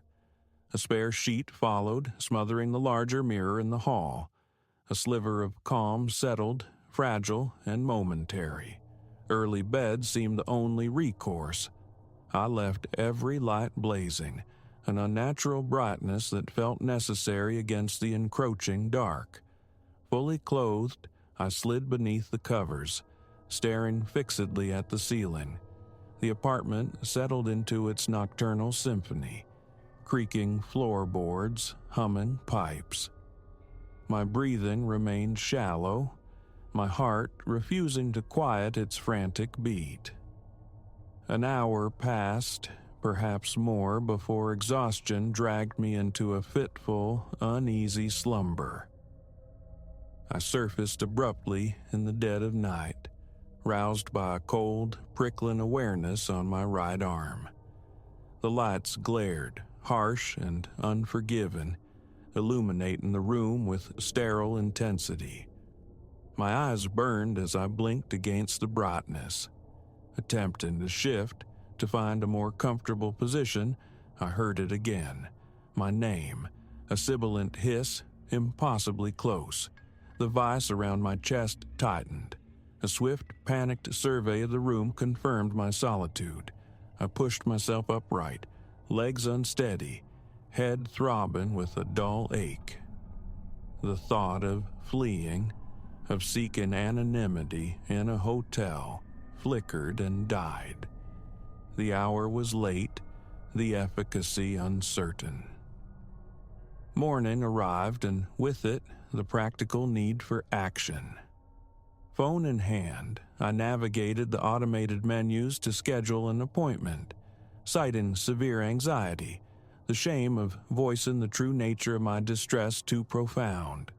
A slot was available at week's end. Days stretched before me, filled with this invisible siege. Leaving the apartment felt like entering a gauntlet. I kept my gaze fastened to the pavement, navigating the sidewalk by feel, narrowly avoiding a collision with a startled pedestrian. Shop windows slid past, their reflections unseen, sweat gathering beneath my clothes despite the cool air. At work, the urge to confide, to share the burden, warred with the fear of dismissal, of being labeled unstable. I sat anchored to my desk, a rapid tattoo drumming from my foot. The restroom visit was a tactical maneuver. Utilize the stall, wash hands quickly in the corner sink, eyes fixed downward. I strained my ears for whispers, hearing only the familiar fluorescent hum, the squeak of distant shoes on tile. Returning to my desk, my supervisor inquired about my well-being. "Just tired," I mumbled, offering no further explanation despite his concerned gaze. He advised rest. I nodded, trapped in my silent ordeal. The day concluded, depositing me back at my apartment threshold, nerves frayed raw. The reassuring click of the lock, the sight of the covered mirrors, the pervasive electric glow, small comforts against the mounting dread. Fetching water from the fridge, my gaze inadvertently fell upon the microwave's dark glass door. My reflection stood there, starkly clear, and behind it, the unmistakable outline of the shape. Larger now, closer, its presence pressing near my shoulders. A gasp tore from my lungs as I spun around. Nothing, only empty air. Pressing the heels of my hands against my eyes, fighting a wave of dizziness, I gripped the counter for support, forcing measured breaths against the rising panic. Running, screaming into the night felt terrifyingly plausible. Retreating to the living room, I sought distraction in the television's flickering images, flipping channels for hours, absorbing nothing. Around 10, silence felt preferable. I switched it off. The darkened screen became another mirror. My own face stared back, seemingly normal, but behind it, the umbral form solidified. I leaned closer, compelled. The shape seemed to incline its head, a gesture of slow, deliberate scrutiny. My entire body locked rigid. Scrambling to my feet, I whirled again. The room remained empty. Turning back, the screen was blank. The shape vanished. My heart hammered against my ribs with painful intensity, a pulse throbbing visibly in my neck. Passivity was no longer an option. Duct tape, unearthed from a cluttered drawer, became my weapon. I began systematically obliterating every reflective surface. The television screen, the microwave door, the glass of picture frames, even the small gleam of metal on the kitchen faucet. A final check confirmed the towels still shrouded the mirrors. When I finished, the apartment looked absurd, bandaged and wounded, yet a measure of relief washed over me. The whispers persisted, intermittent susurrations of my name, quiet and drawn out. I fought back with music, headphones clamped tight, drowning the insidious sounds. Food was consumed mechanically. Exhaustion warred with hypervigilance as I remained on the couch, too afraid to sleep properly. My body ached with sustained tension, neck stiff, shoulders knotted. Knuckles cracked compulsively, legs jittered. Even my phone, its screen dark, held a faint reflective quality. I turned it on, brightness cranked to maximum, banishing the black mirror. Eventually, oblivion claimed me there, slumped amongst the cushions. Dawn filtered through the windows, yet another reflective surface I dared not scrutinize. Grabbing my jacket, I fled the apartment's suffocating confines. Walking aimlessly, eyes downcast, I navigated the familiar block. Storefronts passed, their glass panes ignored until habit betrayed me. A glance, involuntary, into one wide window. My reflection stood captured, and behind it, stark in the morning light, the shadowy figure loomed. My stomach revolted. I staggered backward, nearly losing my footing. A passerby's concerned query, "Are you all right?" received only a mumbled incoherence as I hurried away. Returning home felt like a surrender. The realization struck with chilling clarity. This was my reality, at least until professional help could be sought. A spike of impotent rage surged, the desire to shatter every mirror, every pane of glass, tempered by the chilling fear that it might make no difference. Water offered little solace. I paced, agitated, the faint whispers weaving through the silence, punctuated by inexplicable cold drafts that slithered past despite sealed windows. Cleaning became a desperate attempt at control. Scrubbing, wiping, sweeping, each mundane task interrupted by a sudden hissed name at my ear, jolting me, sending my heart racing. Night fell again, and with it, a weary resignation. I sat ensconced on the couch, refusing to look toward any potentially reflective surface, taped or covered. Yet, a sense of movement persisted at the edges of my vision, fleeting shifts in the periphery. Muscles remained coiled tight, my throat constricted. Occasionally, I'd whip my head around, hoping to catch it, always finding nothing. Temporary, I told myself. Help is coming. Later, the necessity of brushing my teeth forced a confrontation. In the bathroom, I peeled back just enough of the towel to see the sink basin, studiously avoiding my own eyes in the sliver of exposed mirror. My name echoed, louder this time, sharper. My shoulders jumped involuntarily. Spitting toothpaste, rinsing quickly, head still bowed, I felt it, that distinct bone-chilling coldness directly behind me. The overhead light flickered once, violently. With agonizing slowness, I forced myself to look up.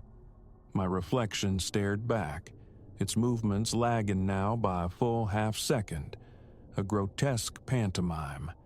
And behind it, the dark shape solidified further, coalescing, hints of a featureless face swimming in the blur. My heart felt poised to burst. A ragged breath escaped my lips. The toothbrush slipped from my nerveless fingers, clattering into the sink. My reflection bent to retrieve it a moment after I did, perfectly out of sync. The shadow's outline seemed to twitch. A low, grating sound filled the air, like fingernails dragged across stone. A strangled cry tore from me as I stumbled backward, fleeing the bathroom, leaving the light burning against the encroaching horror. Now I sit here, on the couch, committing this account to paper, needing to anchor the details before the appointment. Even as I write, I feel the cold air caressing the back of my neck. No fan is running. The windows remain shut tight. The whispers persist, low and sibilant, reciting my name. They pause only when I hold my breath, resuming the instant I exhale. My chest is a knot of tension. My eyes burn with fatigue and fear. A tremor runs ceaselessly through my body, sweat trickling down my spine despite the chill. What tonight holds, I cannot fathom. Whether the coverings offer any true defense seems increasingly doubtful, yet I will maintain them.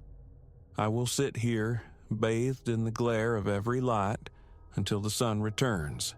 Then, the appointment. I am resolved to understand this, to fight it. Yet, the thought of relocation, of finding a place devoid of reflective surfaces, an impossible sanctuary, whispers its own despair. For now, the struggle is to remain calm, coherent.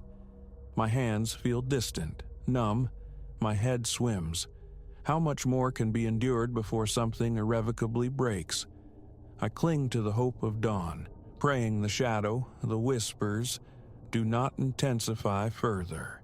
If they do, remaining in this apartment, this besieged space, may become utterly untenable.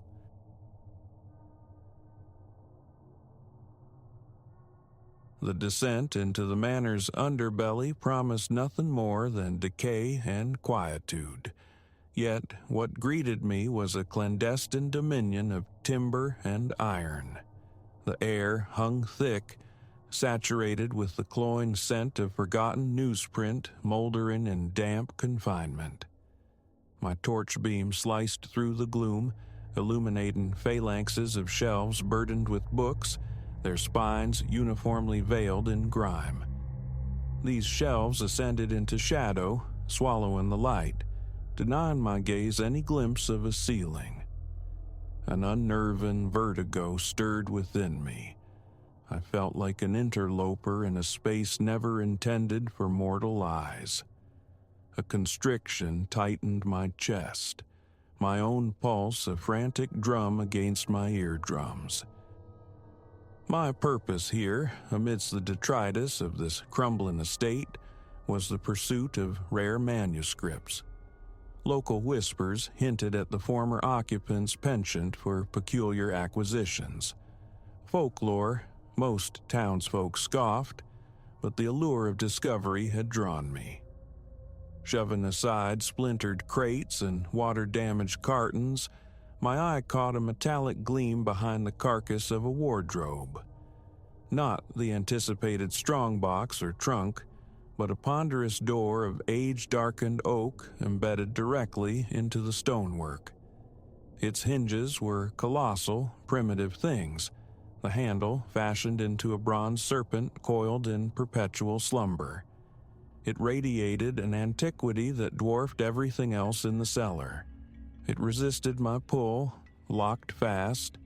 A brief search revealed a sliver of rusted iron hanging like a forgotten accusation from a nail beneath a sagging, rotted shelf. The key turned with a grating protest, the door groaning open on its immense hinges, the sound reverberating through the subterranean silence like a drawn-out moan. A draft, unnaturally cold, slithered past my arms. Beyond lay a short flight of stone steps descending into a vast chamber. My light swept across the expanse, revealing a subterranean scriptorium. Walls lined floor to indeterminate height with shelving, crammed with volumes of every conceivable size and shape. Some stacked precariously, others shrouded in decaying cloth. The atmosphere was a compound of mildewed paper and something else, indefinable, perhaps the ghost of decaying leather. At the chamber's far end, a barricaded alcove commanded attention, secured by heavy, rusted chains. The links, thick as a man's wrist, crisscrossed a set of formidable wooden doors. Drawn closer, my footfalls echoing unnervingly on the flagstones, I reached out. The chains clanked dully, leaving a gritty orange residue on my gloved palms. The padlock clinging to them looked primordial. From my pack, I withdrew a small pry bar, a constant companion in my explorations of derelict structures, indispensable for stubborn portals.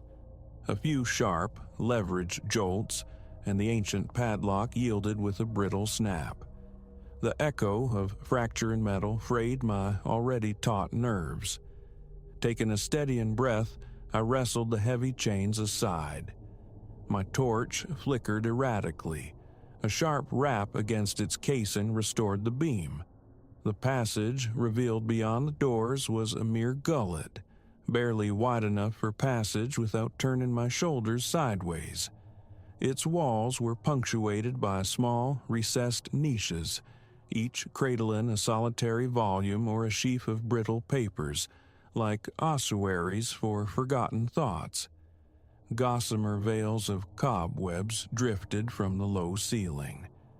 A tremor traced my spine as I crossed the threshold. The deeper I ventured, the more I became aware of the bizarre sigils adorning the book spines. They belonged to no alphabet I recognized. Some appeared crudely scratched, others meticulously inked in a pigment faded to the color of dried blood. Running a hesitant finger across one cover, I recoiled from its texture. Strangely uneven, like scarred skin, puckered in places as if by fire. A distinct chill permeated the air now, my exhalations plumed faintly visible. Silence reigned, save for the rhythmic drip of unseen water somewhere behind me and the soft crunch of my own boots on the gritty floor. Perhaps 10 feet in, the passage widened into a small, stark room dominated by a central stone table. Loose pages lay scattered upon its surface, partially obscured by a shroud of dust-laden cloth. Lifting the covering released a puff of stale air and revealed sketches of such grotesque abnormality they defied natural classification. Creatures depicted with impossibly elongated limbs, faces vacant save for a multitude of eyes, or torsos wrenched into mockeries of anatomy. The line work was rough, agitated, as though rendered in desperate haste. A visceral instinct screamed at me to avert my gaze, to retreat, yet morbid fascination compelled me to lift a single sheet. Its corners were stained with a dark, desiccated substance. Turning it to the light, a jolt went through me. The depicted entity possessed a gaping maw where its eyes should have been, and a solitary, unblinking orb glared from the space a mouth would normally occupy. Carefully, I replaced the disturbing page and cast my light around the confined space. Against one wall, a stone pedestal supported a small stack of books. The uppermost volume was bound in thick, coarse leather, its cover dominated by an embossed symbol, an inverted triangle, each vertex sprouting barbed lines.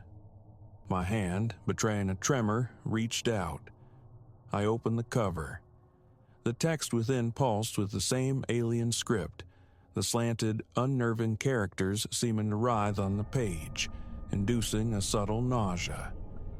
Flipping through brittle leaves revealed more illustrations, some rendered with such intricate, nightmarish detail that my throat constricted. They possessed a disquieting vitality, as if poised to crawl from the vellum should I stare too long. Swallowing hard against a rising bile, I snapped the book shut and stepped back. My torch flickered again, more violently this time. In the ensuing momentary darkness, I thought I heard a faint rustling, perhaps the disturbed cloth settling near my feet, perhaps not. The corridor behind me seemed to have swallowed the light, pressing closer. Shoving the scattered, horrific pages aside with my foot, repulsed by the thought of touching them again, I felt my heart hammer against my ribs. My skin prickled, my shirt clinging damply to my back. Enough. I turned and retraced my steps, hurrying past the towering shelves of the entombed library, ascending the stairs, emerging back into the relative normalcy of the manor's basement. Later that night, ensconced in the false security of my own home, I attempted to dispel the lingering unease. A mug of strong coffee steamed on the kitchen table as I tried to process the subterranean library, its architect, its curator, the purpose behind its concealment. My thoughts raced. Seeking refuge in the mundane, I picked up a familiar hardcover on local history, hoping the familiar print would soothe my frayed nerves. After only a few pages, I noticed them. Faint graphite whispers in the margins. Annotations from a previous owner, I assumed initially. Then, a chill traced its way up my spine. Some of the scribbled symbols bore an unsettling resemblance to the script in that hidden corridor. My chest tightened. Flipping ahead, I found more. Faint, almost apologetic loops and twists unlike any conventional handwriting. With a sharp intake of breath, I slapped the book shut, laying it flat on the table. A sensation like swallowed ice spread through my gut. In the days that followed, the phenomenon intensified. Every book I opened, regardless of genre or provenance, even volumes owned for decades, bore the strange markings. Sometimes concise lines of indecipherable text, sometimes small, hasty sketches mirroring the grotesque figures from the corridor. Often, a single cryptic symbol scratched into a corner, indelible, resistant to my thumb's frantic rubbing, seemingly fused with the paper fibers. My skin crawled with each new discovery. The impulse to purge my collection warred with a deeper, unnameable reluctance. One evening, driven by a desperate need for understanding, I resolved to analyze the annotations systematically. Armed with a notebook, I began meticulously transcribing every alien glyph, every peculiar squiggle onto clean sheets. Initially, they appeared random, scattered, but gradually patterns emerged, recurring shapes swam into focus. There it was again, the inverted, barbed triangle from the leather-bound book. My pulse surged. Dismissing it as pareidolia, I seized another book, flipping pages frantically. And there, nestled beside a page number, small yet unmistakable, the same sigil. I circled it with a trembling red pen. My breathing grew shallow. The ticking clock on the kitchen wall amplified to a deafening rhythm. I contacted Elias, a friend whose expertise lay in obscure texts. Under the guise of discovering annotated books at an estate sale, I invited him over. He peered through his loupe, frowning at the marginalia. The script resonated with something archaic, he admitted, yet remained unidentifiable. His questions about their origin met my practiced evasion. He suggested consulting a linguistics professor at the university. I nodded vaguely, harboring no intention of pursuing it. A burgeoning paranoia warned against drawing further attention.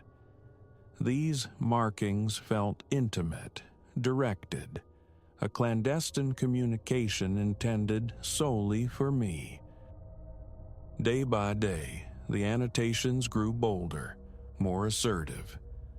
Opening a cookbook or a travelogue revealed entire paragraphs woven around the printed text, the graphite lines darkening, gaining confidence.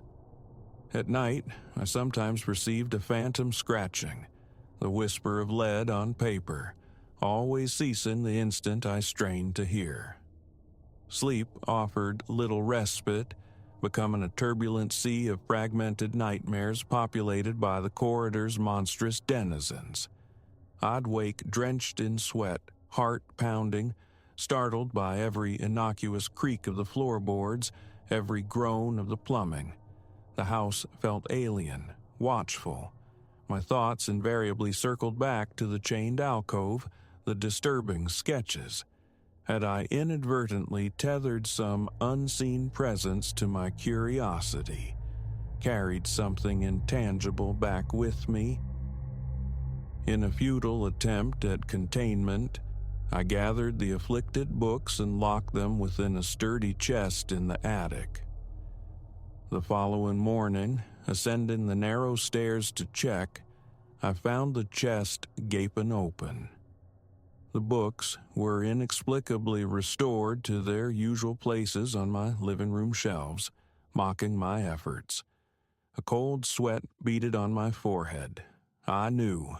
I had locked it. The key remained undisturbed in my dresser drawer. Backing slowly away, I descended, my head swimming, jaw clenched tight.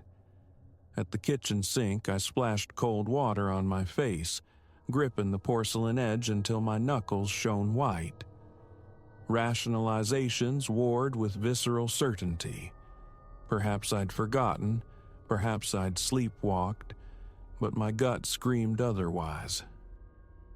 That afternoon, selecting a random paperback, an old pulp mystery, I settled nervously in the living room. My heart hammered as I flipped through the pages. The margins were now dense with the invasive, twisting script, page after relentless page. My eyes scanned the alien text, and abruptly, a specific configuration of symbols leapt out, repeated with insistent frequency across several pages. Though the language remained opaque, the shape resonated with a chilling familiarity, evoking the English word, return. A command, perhaps? My mouth turned to dust. A dreadful necessity solidified within me. I had to go back. Grabbing only my torch, pry bar, and gloves, propelled by a mixture of terror and compulsion, I drove back to the derelict manor. The broken gate hung askew as before. The basement entrance yielded easily. Descending the stairs into the hidden library felt like plunging back into a recurring nightmare. The frigid air embraced me. My torch beam cut through the oppressive dark, revealing the corridor entrance still agape. The discarded chains lying like metallic serpents on the stone floor. I stepped inside, pulse thundering in my temples. The familiar odor, damp earth and decay assaulted my senses. I advanced towards the small chamber at the corridor's terminus. The stone table stood sentinel, the scattered pages undisturbed. The very walls seemed to exhale, pressing closer. I scanned the horrific sketches again, searching for a visual echo of the word haunting my books at home. My light danced over the same vile anatomies, the same frantic lines. Then, beneath the table, unseen before, lay a fresh leaf. Crouching, I retrieved it. More script, darker, bolder than the others, the ink glistening wetly under my beam, as if freshly inscribed. My hand shook violently as I recognized recurring shapes mirroring the symbols now infesting my own library. A soft scuffing sound erupted behind me. I spun, torch beam slashing wildly. The corridor stretched empty, yet the palpable sensation of being watched prickled my scalp. Edging forward, I swept the light across the room's periphery. Stillness. Taking ragged breaths, I tucked the newly found page into my jacket pocket. My heart felt poised to burst from my chest. One last, fearful glance at the shadowed shelves lining the walls, and I turned to flee. Glancing repeatedly over my shoulder, convinced of pursuit, my foot caught on a loose flagstone. I stumbled, crashing hard, agony shooting up my leg from my bruised knee. Stifling a groan, I limped raggedly out of the corridor, up the stairs, through the basement, and into the fading daylight. I didn't pause to secure the oak door. Escape was my only imperative. Home offered no solace. My body remained coiled with tension, shirt plastered to my back with cold sweat. I withdrew the page from my jacket. The script covered it densely, lines intersecting in complex, unsettling patterns. At the bottom, small but distinct, resided the inverted, barbed triangle. My mouth was intolerably dry. I tossed the page onto the kitchen table and began to pace, agitation preventing stillness. My pulse refused to slow. Eventually, a semblance of calm allowed closer inspection. I noticed faint indentations along the edges, as if inscribed with tremendous pressure. Turning it over revealed on the reverse the pale, ghostly impression of a handprint. Smaller than mine, yet the fingers seemed unnaturally long, slender. I traced it with a fingertip. The paper felt unnervingly cold, almost damp to the touch. I dropped it as if burned. My mind reeled in a vortex of confusion and profound dread. Now, every book is a potential vessel. Opening one means confronting fresh invasions of script, entire chapters consumed, the alien text swirling around the familiar print like parasitic vines. I cannot decipher them, yet they radiate a desperate urgency. The phantom scribbling persists, a nocturnal susurrus just beyond my walls, always fading upon investigation. Gooseflesh prickles my arms, sudden weakness afflicts my legs. I find myself perpetually bracing for a figure to coalesce from the shadows, though only empty hallways and familiar furniture meet my gaze. Reading, once my sanctuary, is now fraught with peril. Relaxation is a forgotten country. My thoughts constantly return to that subterranean corridor, the chained alcove, the monstrous drawings. How does one stop this insidious inscription? It manifests irrespective of my will, and the thought of its inexorable growth is a constant torment. Burning the books feels like a dangerous provocation, potentially unleashing something worse. So I endure, coexisting with the unseen scribe, the unintelligible messages etched into my life. My hands tremble whenever I approach a bookshelf, anticipating the next wave of symbols, the next incomprehensible mandate. I feel irrevocably trapped, acutely aware that I crossed a threshold in that buried library from which there can be no return. This is my reality now. No answers, only proliferating questions and a quiet, pervasive fear. Every blank surface holds a latent threat. Every nocturnal rustle arrests my breath. I cling to the fading hope of waking one morning to find the words gone, the scribbles vanished, my life purged of their haunting presence. But they remain, embedded in the paper, etched into my psyche, filling my waking hours with formless dread. I started something down there, in the dark, something I was never meant to comprehend, let alone finish. And it is not finished with me.